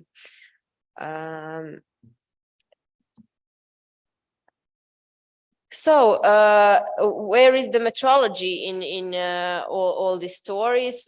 In the content of contemporary manufacturing refers to quality control techniques used to measure the finished product and calibrate the production machines. The very foundation of metrology is the idea that every measurement has some degree of uncertainty. As you could see also in the presentations before, metrology in the modern society is in every aspect of our life. In the science, environment, energy, industry, trade, agriculture, food, medicine. So every aspect of our life, metrology finds its application. When it comes to Bosnia and Herzegovina, we have actually 4 institutes or agency that is included in quality infrastructure. All these institute and agency, this is Institute of Metrology, Standardization, Accreditation, Intellectual Property, and Agency for Market Surveillance. All these institutes are completely independent from any ministry within the government. So these independent institutions are under the government, not under any ministry. But if we are considering quality infrastructure, then Ministry of Foreign Trade and Economic Relations is like regulator of foreign trade policies in Bosnia and Herzegovina, coordinator of quality infrastructure sector. So it's the ministry is just coordinator of the sector of small and medium enterprises and entrepreneurship of Bosnia and Herzegovina, and coordinator of industry sector in Bosnia and Herzegovina. If we are speaking about metrology system within Bosnia and Herzegovina, it is distributed the metrological system. At the top of this metrological system is the Institute of Metrology of Bosnia and Herzegovina, which is like top body. There is Council for Metrology, which is consisted of like 15 people, which are appointed by Government of Bosnia and Herzegovina, Government of Republic of Srpska, and Federation of Bosnia and Herzegovina, which is 2 entities within the Bosnia and Herzegovina, and they are like advisory body for Director General of Institute of Metrology. So any new legal procedure that needs to be accepted, the Council of Metrology needs to give opinion on. The members of Council of Metrology are the most advanced metrologists in the Bosnia and Herzegovina, as well as directors of the institutes that are within the quality of infrastructure of Bosnia and Herzegovina. If we go lower, then entities, which is Republic of Srpska and Federation of Bosnia and Herzegovina, both of them have like offices for metrology. And if you go lower, then we have metrology laboratories, which are nominated by the Institute of Metrology for doing verification activity. Beside this, we have bodies for assessing the conformity of measuring instruments, accredited calibration or testing laboratories, and at the end there is private sector private partner laboratories. So this is how metrology in Bosnia and Herzegovina actually looks like. If we are speaking about legal framework for the working of the institute, we have 3 major laws, which is law on the establishment of the Institute of Metrology of Bosnia and Herzegovina, because before it used to be Institute for Metrology of Yugoslavia, but after Yugoslavia split apart, then each of the new states established their own institutions, and including this, it was also the establishment of Institute of Metrology. We have a law on it, law on metrology, law on measurement units. These are 3 main pillars when it comes to legislative, and we have also other relevant acts that are regulating work of governmental bodies. This is how our organigram looks like. Maybe you cannot see very well, but at the top we have general director, we have deputy director, we have 4 sectors, which is common services, scientific metrology, industrial metrology, legal metrology. And beside these 3 sectors, we have the independent laboratories. We have like 7 laboratories with for science and calibration at the same time, and laboratory for verification of measuring instruments like the 8-1. All of these laboratories are speaking with different sectors. And above all of this, we have a quality committee, which is dealing with different standards that are enrolled within our institute, that we are certified or accredited for. So these are the main standards, so quality system and capacities of the institute. We are certified QMS in accordance with 2001, accredited, and we have QMS approved by Aramet in accordance with 70,025, 70,020. Our QMS was successfully approved for the 3rd time by the Aramet in 2021. We implemented also standard 7043 for carrying out proficiency testing of competence. We are internationally certified. We have international certified standards 27,001, which is about information security management system. We offer PT tests, and they are published in the International APTIS database. We will have introduction of standard 7034 and 7065. We have the only laboratory in Bosnia and Herzegovina that meets the requirements for conformity assessment bodies in accordance with NAVI EU requirements directives through the implementation and accreditation of the verification laboratory 70,020 type A. When it comes to legal metrology in Bosnia and Herzegovina, you heard a lot generally about legal metrology, but what we do in our institute is type approvals and conformity assessments of measuring instruments in legal metrology, nomination of laboratories in legal metrology that are doing verification of measuring instruments, and also we have our own laboratory that is doing verification of measuring instruments in legal metrology. When it comes to harmonization of Bosnia and Herzegovina metrology legislation with EU, this is crucial for us because we are candidate member for European Union. So for us, it's very important that our legislation is completely harmonized with EU legislation. So we, as Institute of Metrology, we are responsible for implementing 2 directives of European Union. That is directive for measuring instruments MEED. There was a new edition of this directive from 2014. So we are implementing it.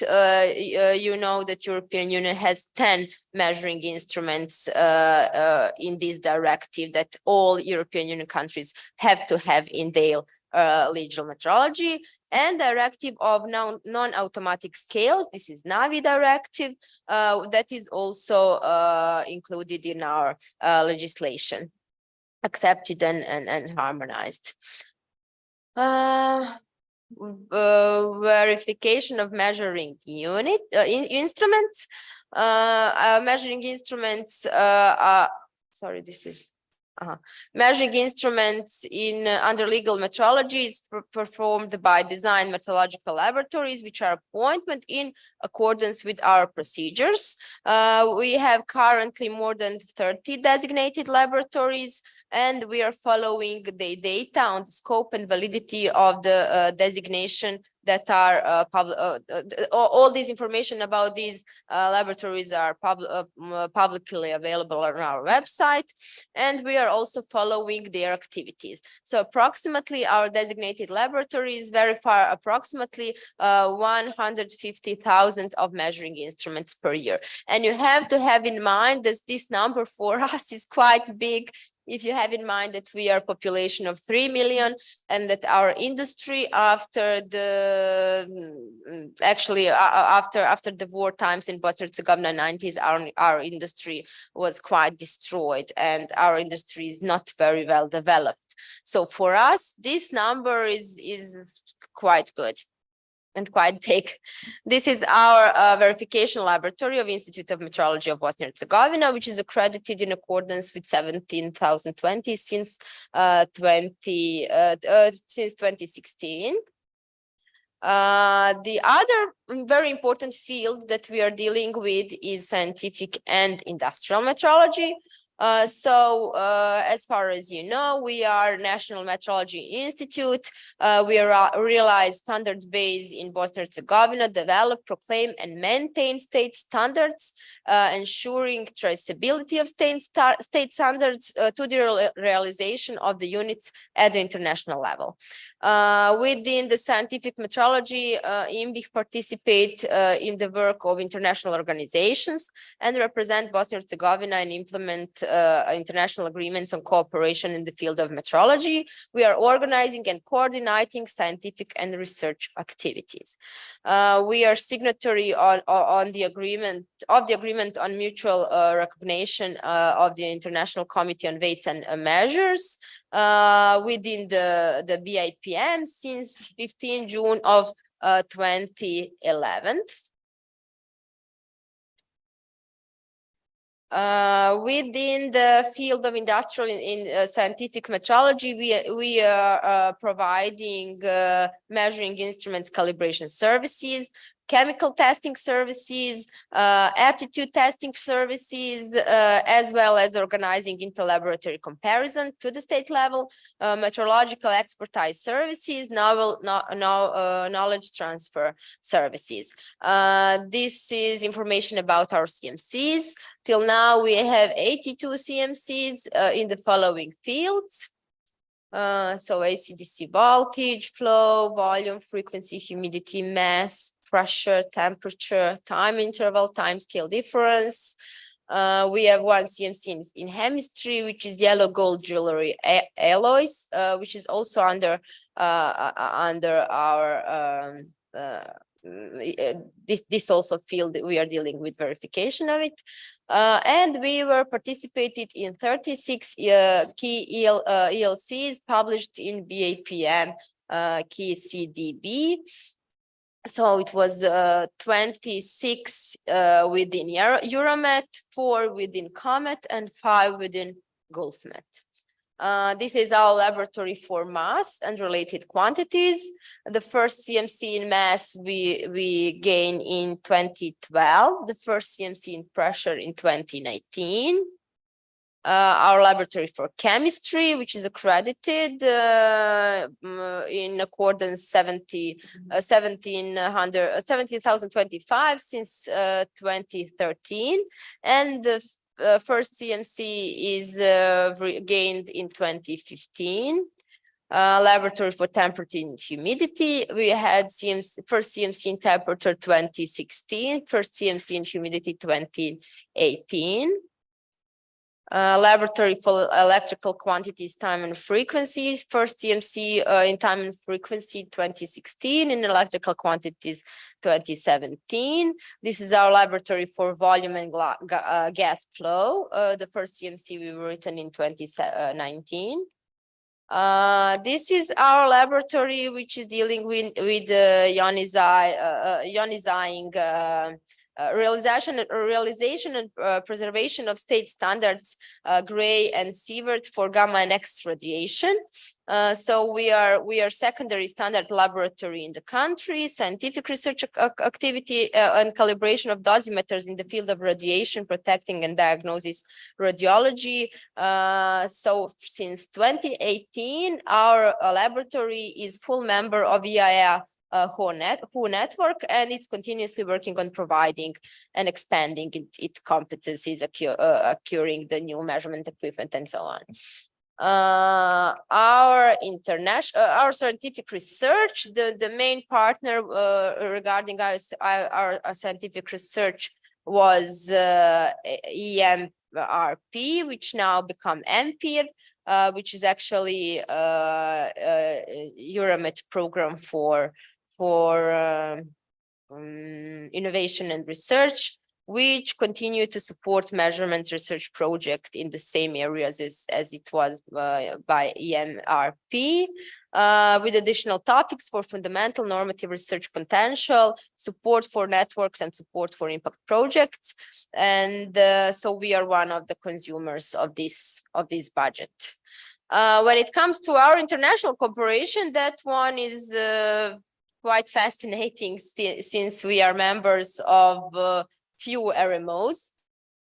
So we are associate or full member in following organizations: Euromed, VALMEC, BIPM, OEML, COMET, IAEO, which is International Association Assay Offices, GulfMet, and SMIC.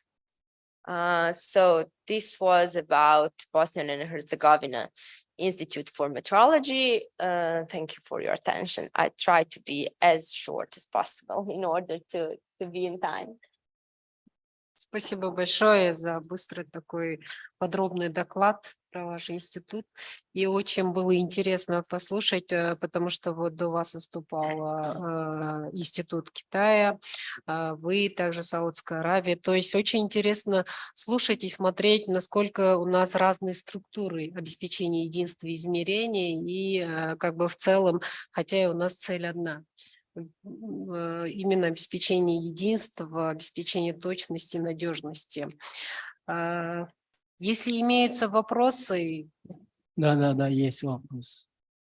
При таких серьезных объемах, в обеспечении измерений, возникает вопрос при возникновении проблем юридических, технических, как они решаются именно по времени. За какой промежуток времени, час, два, год вы решаете эти проблемы? Понятно? Вы имеете в виду, если в области метрологии? Да. Это не касается калибровки поверки, просто какие-то... Да. Или юридически, или технически. Поддержка от института предприятий. Можно и так сказать, да, как они финансово помогают, специалистов извне привлекают. Любая проблема. I think that's a question how you are deciding the problems of the enterprises, maybe meteorological services and something else in your country. How many time do you need for it? It depends on the issue, It depends of the specific request that we have. But usually we are dealing with calibrations for a few days, and it depends. I'm not sure that I understood. То есть надо, когда, то есть миссис Мелисса Крестович, она выступала, у них, то есть отличается именно система, структура метрологии. У них имеется именно министерство, которое занимается внешней торговлей и экономические вопросы, и институт, я так понимаю, он не под министерством, он сам по себе за инфраструктуру качества отвечает министерство. Проблема. То есть они вообще не под ведомством министерства. Сколько уходит у них для оперативности? Maybe there is a question that maybe you are not under this ministry, and that's why maybe you will do it more easy than in other countries because your structure. Yes. So when we have a request for a calibration or verification, it comes directly to us. The laboratory takes it into the procedure, dealing with it, and we are then giving certificate on calibration or verification in few days. It depends how many laboratories occupied, how many requests it has. For example, the most occupied laboratory in our case is laboratory for mass. in the field of calibration and verification. Yeah, I think that's we have our main issue is within the competencies between state level National Metrology Institute and the entities level National Metrology Institute, which also are trying to do some things within the legal metrology apart from us, and that's actually main issues, but those are mainly political issues. They're not much to do with metrology. Наверное, вам лучше задать вопрос, в частности, какую-то проблему озвучить. Я так понимаю, у них вот, когда она объясняла структуру, они отвечают и за исследования, и за законодательную часть, и за прикладную часть. То есть если прикладная касательно исследования, они могут напрямую, то есть это можно решить. Но если это касается законодательной части, то есть это нормативно-правовые акты, законы, то тогда, конечно, это зависит от других госорганов. То есть решение, возможно, будет не так быстро.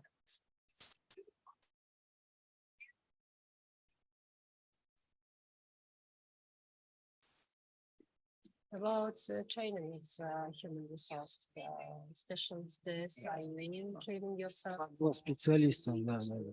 Involved in other persons? Yes, I heard the translation. When it comes to training, we are actually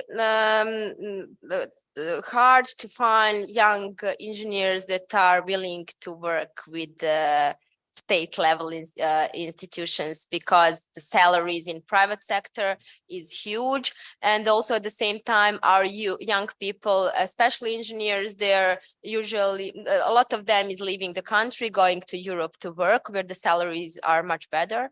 So it's not, to be honest, it's not very easy to keep good young engineer, to educate them and then to keep him. Because if you educate him very well, and if he gains knowledge, then he goes to Germany or to England or something like that. Because geographically, it's quite close to each other. The thing is, it's not easy, but we cannot we cannot leave this idea. We are still trying to employ young new people. We are educating them by ourselves, but by our senior experts, and also through the Euromet project, we have this opportunity to send them to Europe, or not only Europe, to Euromet countries that are member of this RMO, and also within our bilateral MOUs, we are also have opportunity to send them in some specific field. If I want an engineer to teach some things that maybe my experts don't know very well, I will find the advanced NMI within the Europe or wherever, and I will try to send him there to gain the knowledge. That's shortly. Если все, мы можем следующий вопрос озвучить. Приветствую всех участников конференции. Приветствую госпожа Мельса. Меня зовут Булимбаев Тлеберген, компания Казмед Сервис Групп. У меня два вопроса прикладных. Первый вопрос это прикладного характера. Вот я понял, у вас развивается очень хорошая промышленность, количество средств измерения 150 тысяч, это очень много. И вопрос первый. Ваша страна с каких средств измерения развивалась, какие закупались изначально эталоны, чтобы, может быть, Казахстан тоже будет изначально, чтобы предполагалась готовность развитию таких направлений, да? Первый вопрос. И вот какие проблемы были при закупках или, может, при создании этих эталонов? Это первый вопрос. Второй вопрос. Скорее всего, все равно в любой стране есть моменты, где не обеспечено эталонами и прослеживаемостью. Как в эту ситуацию вы решаете проблему? Может быть, куда-то какие-то европейские страны отправляете? Если отправляете, вы как определяете, по цене или по качеству института при предоставлении этих услуг? Спасибо.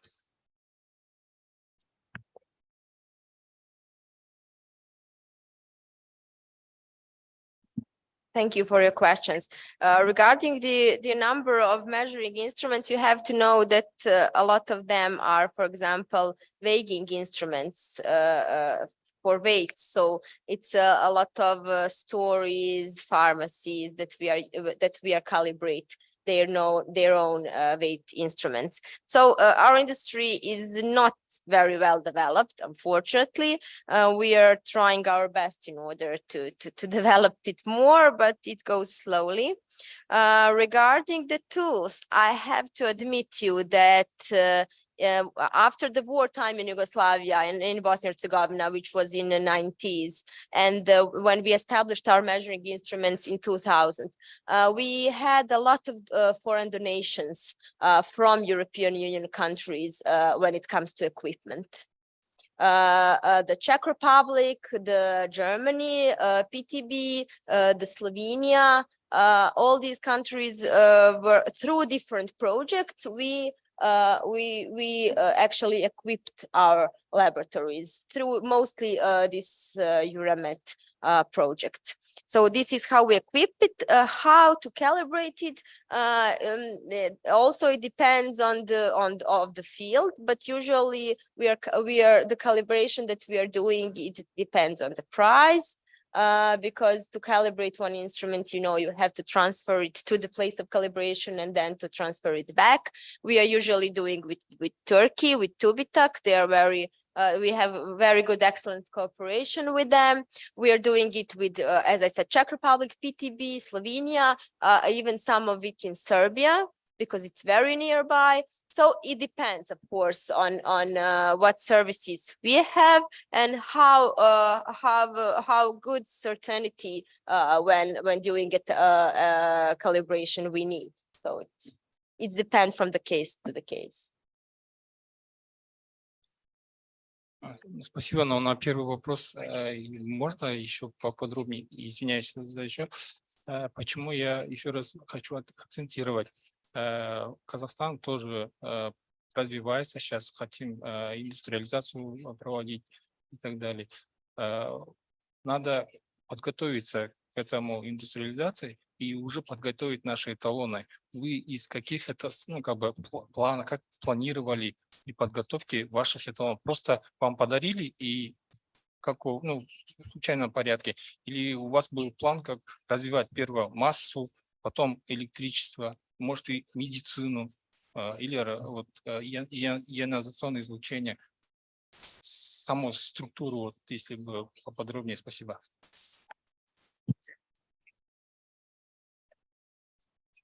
Yes, you're right. We first started with weight because that was something that we already have from before, because even during Yugoslavia, we had laboratory for weight and we wanted to modernize it. So we started with that one. After that, we were, exploring the requests that were coming.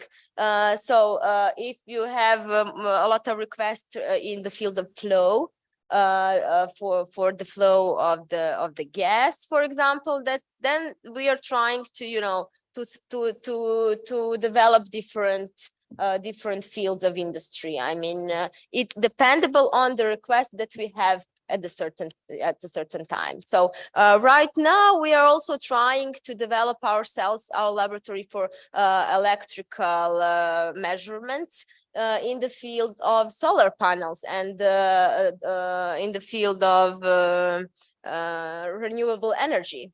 So this is something that is very attractive, especially in Europe, and we are also trying to improve our system in order that we can give also in this field the services. We can also talk later. So. Yes, I think that it was a question Thank about you. do you have any conception of developing your national standards, maybe in this kind of We are not institute for standardization. Conception of modernizing the national standards. It means that national equipments. Yes, yeah.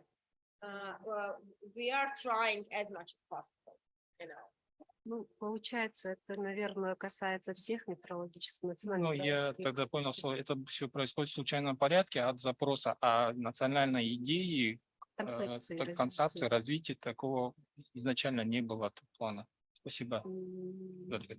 Да, это вообще данный вопрос, вопрос является очень актуальным, не только, я думаю, для Боснии и Герцеговины, и для Казахстана, и в целом для всех национальных метрологических институтов, потому что мы тоже обращались с таким вопросом в Германию, да, Финляндию, как бы в целом все объясняют в таком порядке, что у них проходят именно переговоры с предприятиями, метрослужбами, то все исходят от потребностей предприятий, рынка, да, получается. Но в то же время, вот мы разговаривали с Чубитак ранее, да, то есть у них еще есть вариант, то есть, возможно, например, пересмотр единиц измерений, создание нового, ну, как бы создание новых ватт-весов, там, акустические температуры, да, атомные часы. Это тоже можно рассмотреть на будущее, но если у тебя как бы в целом в государстве не обеспечена потребность рынка, то тратить деньги на эти дорогие оборудования, как бы тоже нужно здесь балансировать, куда потратить деньги государства. А в целом, вообще, да, каждая страна должна разрабатывать свою концепцию, исходя, куда развивается промышленность, да, и куда надо развиваться в целом согласно мировому развитию. Exactly. Thank you very much for helping me. Да, если можно, да, мы перейдем к следующему докладчику. У нас получается следующий докладчик с организацией международной Евразия Global Connecting. Это международная организация, которая занимается развитием и укреплением связей и сотрудничества между странами Евразийского региона. Докладчик у нас Герт Слабки, то есть у него презентация на тему метрология, важная, необходимая часть инфраструктуры и качества Германии и Европейского Союза, задачи и важные участники в Германии. Господин Герт Слабки, да, мы видим, вы на связи, Да. можете начать. Да. Здравствуйте. Технический вопрос, вы слайды видите мои? Да, если вы хотите, мы можем отсюда включить от Нет, нас. если вы видите, что я включил, это достаточно. Тогда я сам Если вы переключаю. сами будете подключать, то можно тоже. А я подключил, а вы видите? Нет, мы не видим. Угу. Или давайте вы тогда включайте, чтобы сейчас не Сейчас. потеряли время Вы видите, да? и так поздно. Да, вот это и есть. Да, еще раз, прежде всего, перед тем, как хотел бы приступить к моему выступлению, хотел всех вас, казахских коллег, поздравить с вашим праздником столетия метрологии в Казахстане. Тоже уже большая история, да.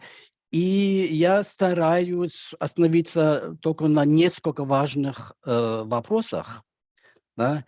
Но перед этим еще ради, скажем, корректности, Евразия Global Connecting – это консалтинговая компания в области техрегулирования. Мы не международная организация, хотя занимаемся с разными партнерами, клиентами, вопросами, но это консалтинговая компания, и в этом качестве тоже уже несколько раз и в Казахстане был, надеюсь, ваши коллеги помнят еще. И просто это ради корректности. Следующий слайд, пожалуйста. Много говорили и показали сегодня уже похожие структуры в системе инфраструктуры качества. Хотел здесь только еще раз остановиться на одном моменте. Вот эта инфраструктура, это же не организация в таком плане, и это понятие, которое каждый для себя определяет по-своему, чтобы туда как бы там указать все участники вопроса обеспечения качества и таким образом и безопасности товаров на рынке, и доступа на рынок. Это все между собой взаимосвязано. В Германии надо сказать, что стандартизация – это не ведение государства. Немецкий институт стандартизации – это типа АНО, в которой члены, представители экономики, фирмы, отдельные лица, но и представлены, конечно, представители государства.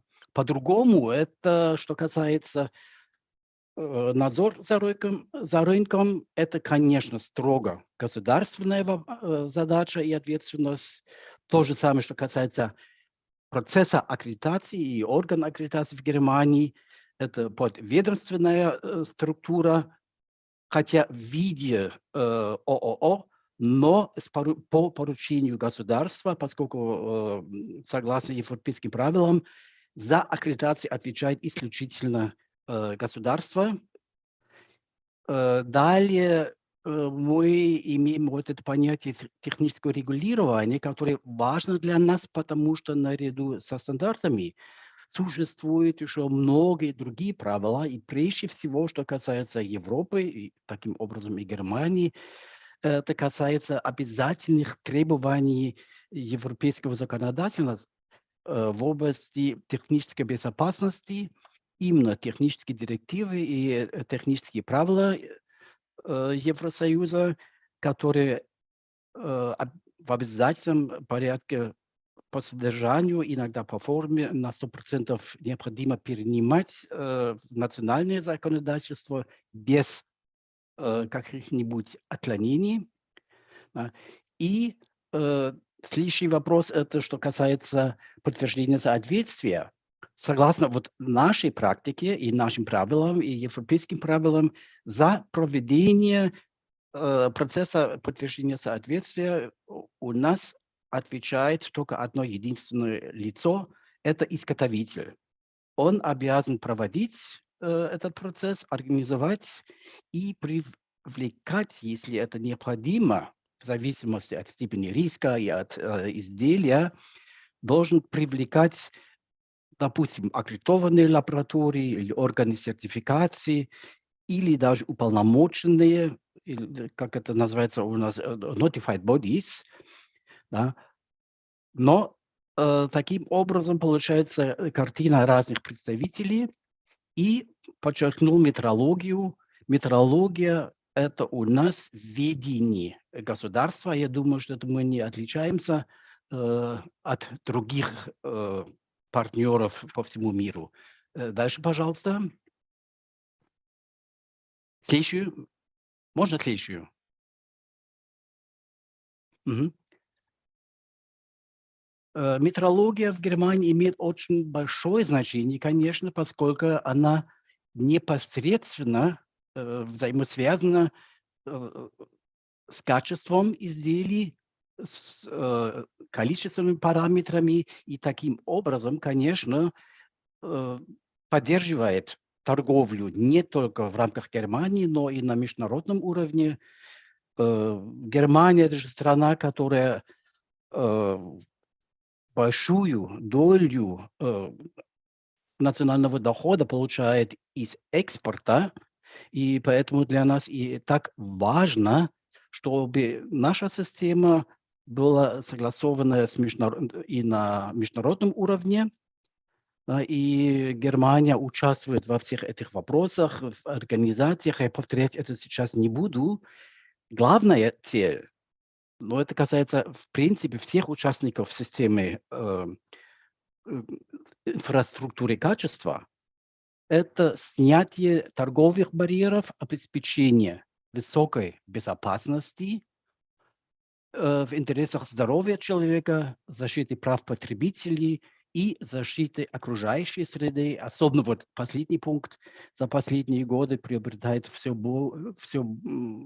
более значение, поскольку проблемы в экологии с каждым годом растут, к сожалению, не в лучшую сторону, а в ухудшении. И все это вместе взято, это те цели, почему метрология необходима и в общей системе. Дальше, пожалуйста. Только коротко еще раз укажу, это передо мной тоже показали уровни метрологии в Германии. Хотел еще раз, особенно после последних вопросов, после выступления нашей коллеги из Боснии и Герцеговины, научная метрология это как раз направление тоже с прицелом на будущее, поскольку метрология должна, конечно, быть в готовности выполнять и метрологические требования промышленности, что касается новых изделий, новых технологий, новых развитий, поскольку техническое развитие идет так быстро, что, в принципе, я думаю, что и научная метрология без работы не останется на следующий год и думаю, и в будущем. Дальше, пожалуйста.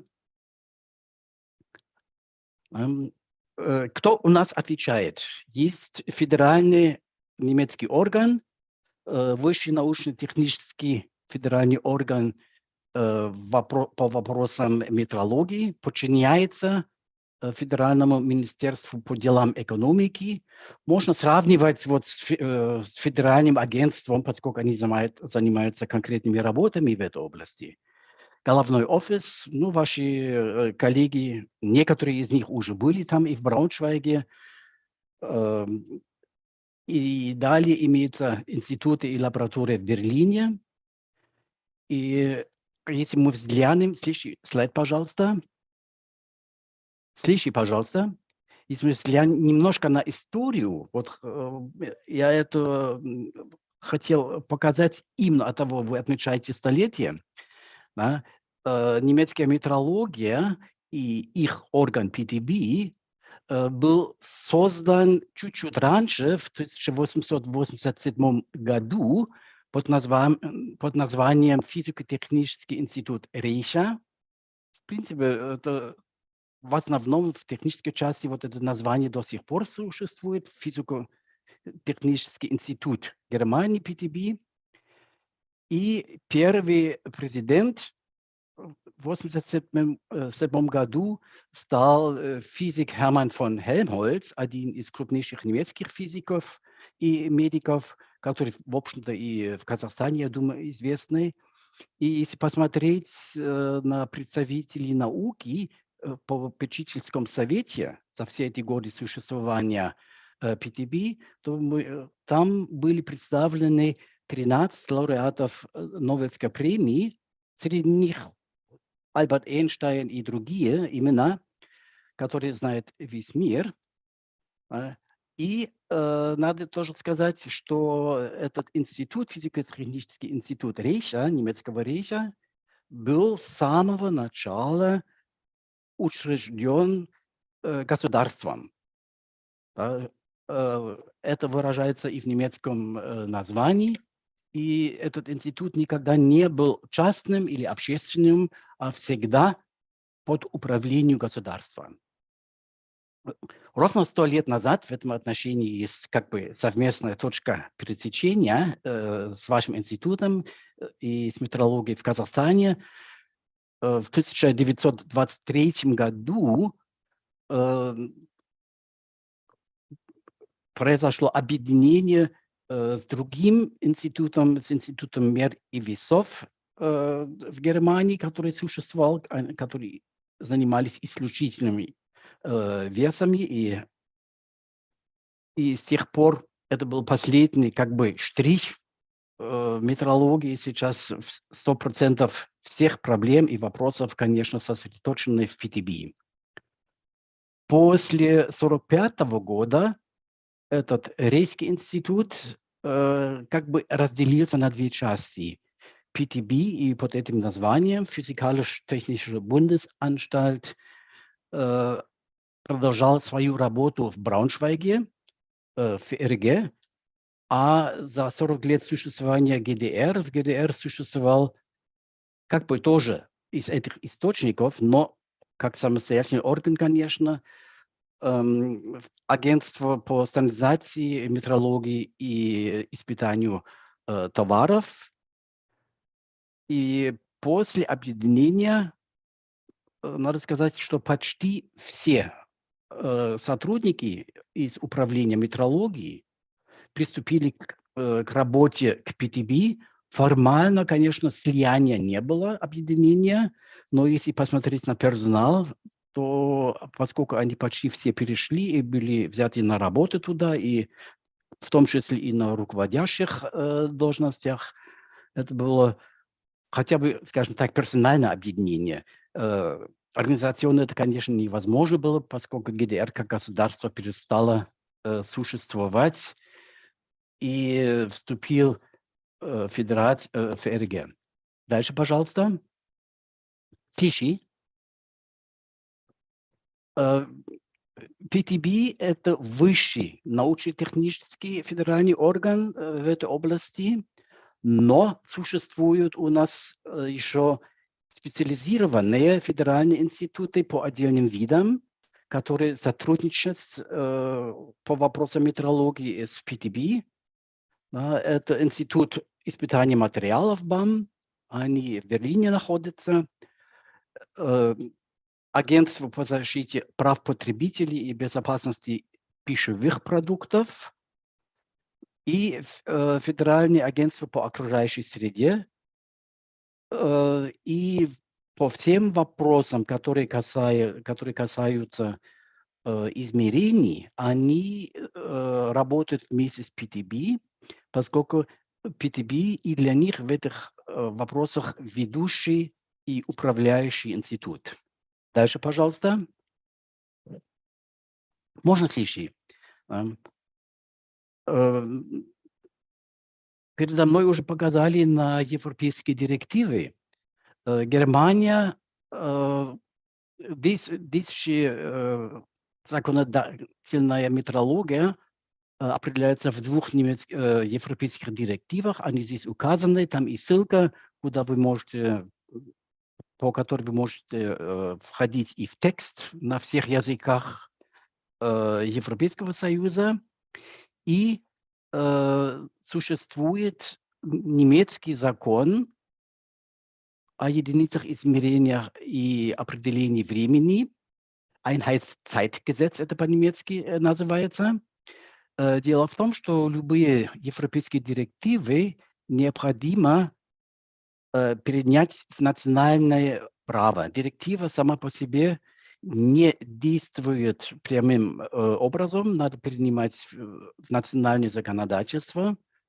Здесь надо учитывать, что разные члены Евросоюза имеют разные методики, как это осуществить. Для них у них есть свободный выбор, тоже в зависимости от исторического развития. И поэтому в Германии актуальный национальный закон о единицах измерений и определении времени является законом, в котором один к одному отражаются определения европейских директив. Только таким образом обеспечивается, конечно, что метрология является составной частью внутреннего рынка ЕС без границ. Дальше, пожалуйста. Это выражается и таким образом, что измерительные приборы, которые отвечающие требованиям этих директив, после прохождения подтверждения соответствия, калибровки и так далее, они должны быть маркированными знаком CE. Это знак допуска на европейский рынок.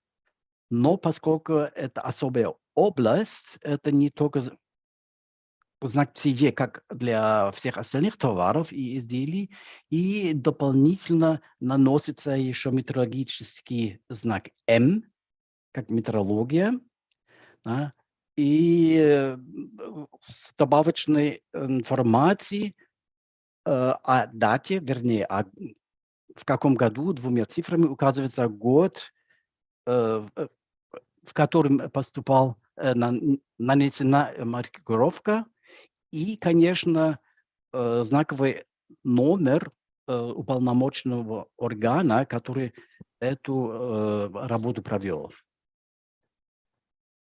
Дальше, пожалуйста.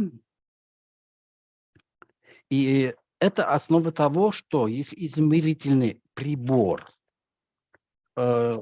прошел метрологическую сертификацию в одной стране ЕС, это автоматически имеет равносильный допуск во всех странах в Европейском Союзе без каких-нибудь дополнительных требований, испытаний, аудитов, проверок и так далее.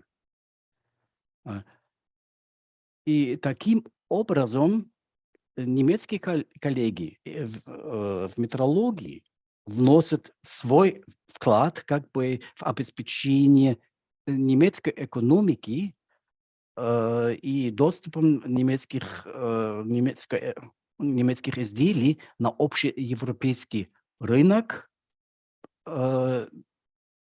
И с другой стороны, поскольку законами учитываются интересы и требования потребителей, окружающей среды, но и частных лиц, и таким образом они и обеспечивают, что касается именно метрологии, обеспечивают, что интересы всех участников наблюдаются, сохраняются, и в дальнейшем этот процесс будет продолжаться. Дальше, пожалуйста. И на этом я немножко побежал сейчас по этим слайдам, поскольку мы по времени уже очень долго и немножко определили как бы расписание, вернее, отстаем от расписания. Поэтому я всегда готов ответить на все наши вопросы. Мои данные у всех есть. И если сейчас вопросы, можно сейчас или просто потом по мейлу или звоните по WhatsApp. Большое спасибо и спасибо за приглашение участвовать в вашем мероприятии. Хоть и издали, но все же всегда с вами. Спасибо вам. Спасибо большое, господин Герслапке. Очень, как бы в целом я ранее ознакомливалась с презентацией, очень интересно. И вообще, как бы Казахстан тоже вот ранее, как объяснял представитель у нас МОЗом Ян Данмил, то есть вот модельный закон Д1 МОЗом, то есть мы тоже, Казахстан, при разработке закона обеспечения единства измерения разрабатывали на основе данного модельного закона. И также в 2019 году мы вносили изменения в закон обеспечения единства измерений, и мы как бы на тот момент тоже консультировались с международными экспертами МОЗом ОМЛ, то есть также мы ну, как бы консультировались также экспертами с PTB. И с стороны Германии у нас очень хорошее сотрудничество, и большое спасибо, что вы нашли время для нас, презентовали и ну, как бы в целом представили информацию по инфраструктуре качества Германии. Спасибо большое.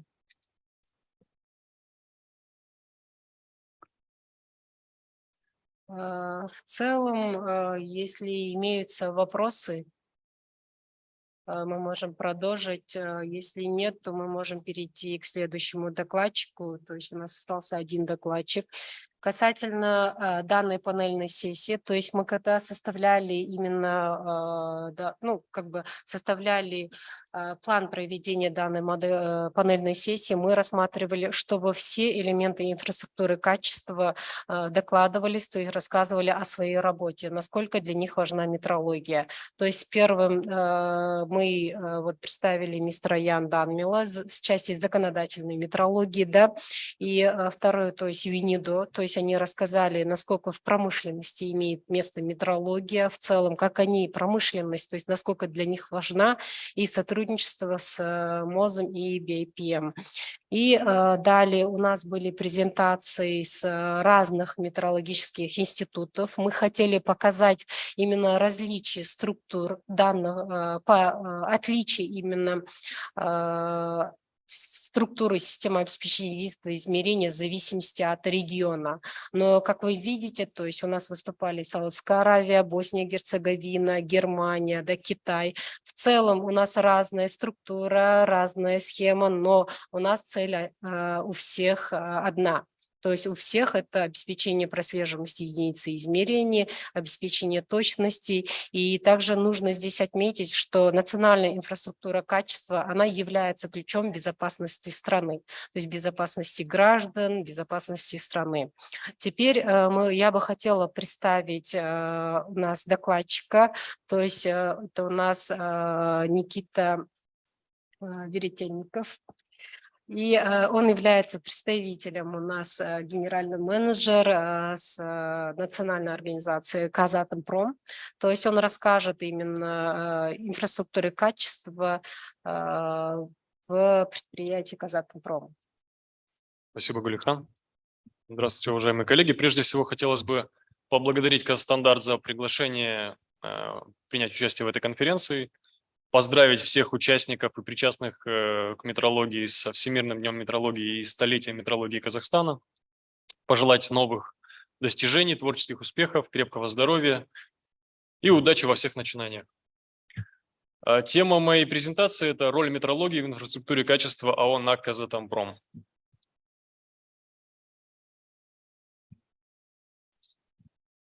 Метрологическая деятельность уранодобывающей отрасли Казахстана началась одновременно с разведкой первых месторождений и получением готовой продукции. Первые шаги в формировании метрологического обеспечения уранодобывающей промышленности сделали АО «Ульбинский металлургический завод», созданный в 1949 году, и АО «Волков геология», созданные в 1948 году. В 50-х годах появляются первые лаборатории КПА, самостоятельные структурные подразделения, отвечающие за состояние контрольных и измерительных приборов. Важное событие 1997 года – это цех КПА АО УМЗ, Ульбинского металлургического завода. Одним из первых в республике получает государственную лицензию на право ремонта и ведомственной поверки средств измерений и аттестат аккредитации на право государственной поверки.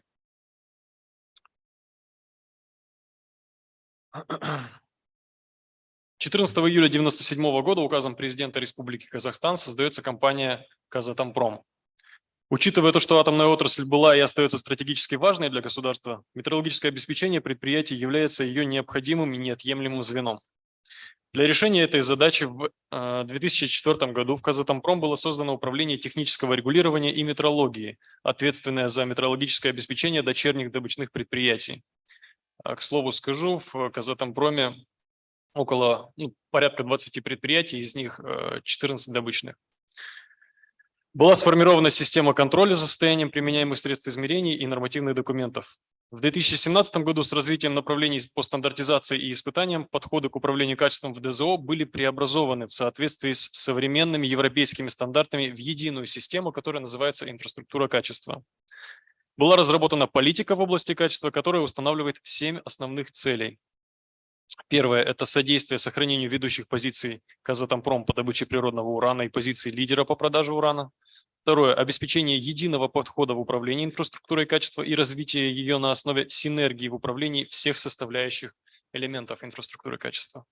Третье – развитие и поддержание в актуальном состоянии документов по стандартизации Казатомпром. Четвертое – управление рисками в области инфраструктуры качества, подтверждение соответствия обязательным требованиям продукции и процессам. Пятое – обеспечение выполнения достоверных измерений в области метрологии и испытаний. Шестое – применение лучших практик международного опыта в области инфраструктуры качества, внедрение новых цифровых технологий. И седьмое – это повышение квалификации в сфере инфраструктуры качества. Сегодня Казатомпром объединяет предприятия, которые добывают и перерабатывают урановую продукцию, непрерывно совершенствуя производственные процессы и используя современные, более точные средства измерений. Метрологическое обеспечение предприятий Казатомпром включает в себя средства измерений и испытательное оборудование, а также нормативно-технические документы, такие как государственные стандарты, стандарты предприятий, методики поверки, методики выполнения измерений и так далее. Каждое предприятие Казатомпром имеет в штате сотрудника, ответственного за метрологическое обеспечение, либо отдел по метрологии. Общая численность применяемых средств измерений предприятий Казатомпром превышает 100 тысяч штук. Лабораториями применяется 55 методик выполнения измерений, зарегистрированных в реестре государственной системы обеспечения единства измерений. Имеется 3 аккредитованных поверочных лаборатории, обеспечивающих поверкой средства измерений по более чем 12 видам измерений. Отдел технического регулирования и метрологии Департамента научно-технических проектов отвечает за обеспечение единой политики, управления и контроля в области метрологии, методическое руководство и координации деятельности подразделений, общества и дочерних компаний, обеспечение подразделений и дочерних компаний нормативными документами, корпоративными стандартами и вопросами в области метрологии, разработку и экспертизу проектов нормативных правовых актов, стандартов, методик, инструкций и других документов, обеспечение единой политики управления технического обслуживания и ремонта в части измерительного и испытательного оборудования, организацию взаимодействия с государственными органами и их дочерними предприятиями по вопросам технического регулирования, стандартизации, метрологии, сертификации и аккредитации для защиты интересов общества. Точность измерений оказывает существенное влияние на эффективность управления процессами и качество разработки урановых месторождений. Метрологическое обеспечение является одним из определяющих факторов при анализе результатов скважинных исследований, лабораторных испытаниях, геолого-разведочных работах и контроле технологических процессов добычи и переработки природного урана. Кроме того, одним из основных элементов системы метрологического обеспечения предприятий и общества является достоверность результатов измерений, так как информация, полученная в результате измерений, является основанием для выработки решения о качестве продукции при сертификационных испытаниях продукции, при отработке технологий, а также при сертификации систем менеджмента качества. Только достоверность, соответствующая точности измерений и своевременность обеспечивают правильность принимаемых решений. Основанием для принятия решений на производстве также является информация, полученная при контроле и испытаниях. Получение недостоверной измерительной информации приводит к снижению качества продукции, возможным отказам оборудования и рекламациям со стороны заказчиков. Сегодня мы уже привыкли к такому понятию, как инфраструктура качества, как целенаправленная совместная деятельность по стандартизации, метрологии, оценке соответствия. Это деятельность по инфраструктуре качества и ее функционирование, оно может привести к решению создания продукции либо надлежащего качества, либо наладки технологических процессов. Метрологическая инфраструктура играет чрезвычайно важную роль в инфраструктуре качества Казатомпром. Технической основой метрологической инфраструктуры являются средства измерений. Для целей метрологического обеспечения качества главными процедурами являются анализ и оценка правильности установления и соблюдения метрологических требований к характеристикам объекта, то есть метрологическая экспертиза, а для получения достоверных результатов испытаний необходимо метрологическое обеспечение предприятия.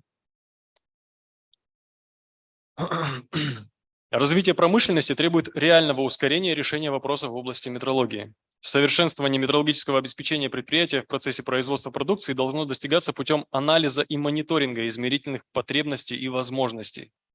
Из этого следует, что в деятельности по метрологическому обеспечению производства продукции должны участвовать не только метрологи, но и другие специалисты, участвующие в формировании инфраструктуры качества. В рамках специфики работ Казатомпром с учетом изменений законодательства и технического прогресса определены следующие направления развития метрологического обеспечения. Первое – это автоматизация измерительных процессов. Второе – совершенствование нормативно-методической базы с учетом современных технических решений. Третье – продолжение работ по интеграции метрологии в инфраструктуру качества. Четвертое – цифровизация реестров применяемых средств измерений, унификация форм и сведений об их состоянии. Пятое – оценка технических и экономических последствий от неточности измерений. Шестое – оптимизация точности измерений по экономическому критерию.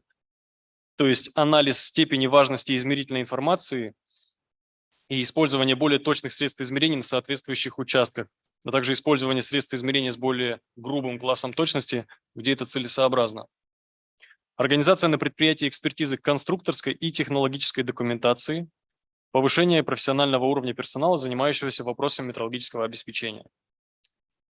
При этом политика на Казатомпром в области управления качеством направлена на обеспечение единого подхода в управлении инфраструктурой качества и развитие ее на основе синергии в управлении всех управляющих элементов инфраструктуры качества. Сегодня технический прогресс и факторы глобализации мировой экономики задают тренд производственной деятельности. И без метрологии невозможно организовать современное производство, тем более форсировать его развитие. Все видели этот слайд, мы его немного доработали. Вкратце расскажу, что он из себя представляет понятие Казатомпром. Построение систем качества на предприятиях Казатомпром прошло путь от простых испытаний готовой продукции в отделах технического контроля до развитых современных интегрированных систем менеджмента, построенных на применении международных стандартов. В 18 дочерних компаниях Казатомпром внедрены и функционируют интегрированные системы менеджмента по международным и национальным стандартам, таким как ISO 9001, ISO 14001, ISO 45001 и ISO 50001. Казатомпром в своей деятельности при формировании инфраструктуры качества использует лучшие мировые практики, такие как внедрение подхода всеобщего контроля качества, который называется TQM. Этот подход направлен на постоянное и непрерывное улучшение производственных процессов. Цель подхода – снижение затрат, связанных с корректирующим или профилактическим обслуживанием, повышение общей эффективности производственной деятельности. Основная идея подхода – это обеспечение стабильности и эффективности производства через управление предприятием, сфокусированное на повышении качества производственных процессов и продукции. Достижение этих целей невозможно без соответствующей технической базы надлежащего уровня, квалификации сотрудников и методик выполнения измерений. Существует множество инструментов, разработанных в реализацию подходов TQM. 10 основных приведены на этом слайде. Эти инструменты позволяют оценить производственный процесс, его сильные и слабые стороны. Инструменты TQM охватывают все элементы предприятия от начала производственного процесса до передачи продукции потребителю. В результате внедрения TQM все процессы предприятия формируется культура производства, вовлечение персонала, направленные на постоянное улучшение процессов, снижение потерь, оптимизацию использования ресурсов, поддержание качества готовой продукции, удовлетворяющей требованиям заказчика.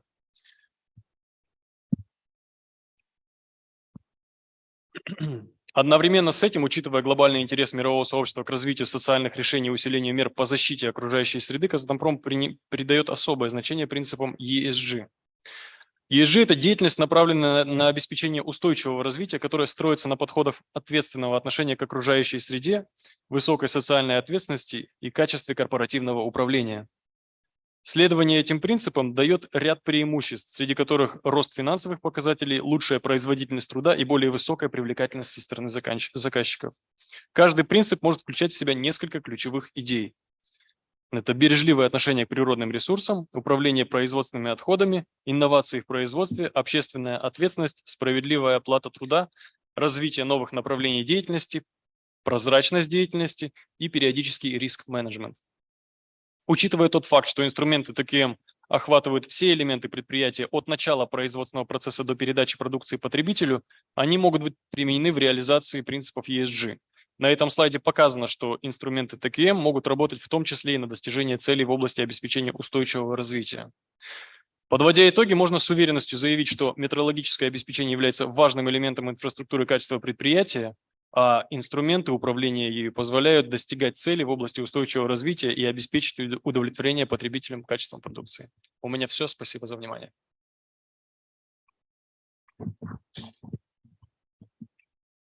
Спасибо большое.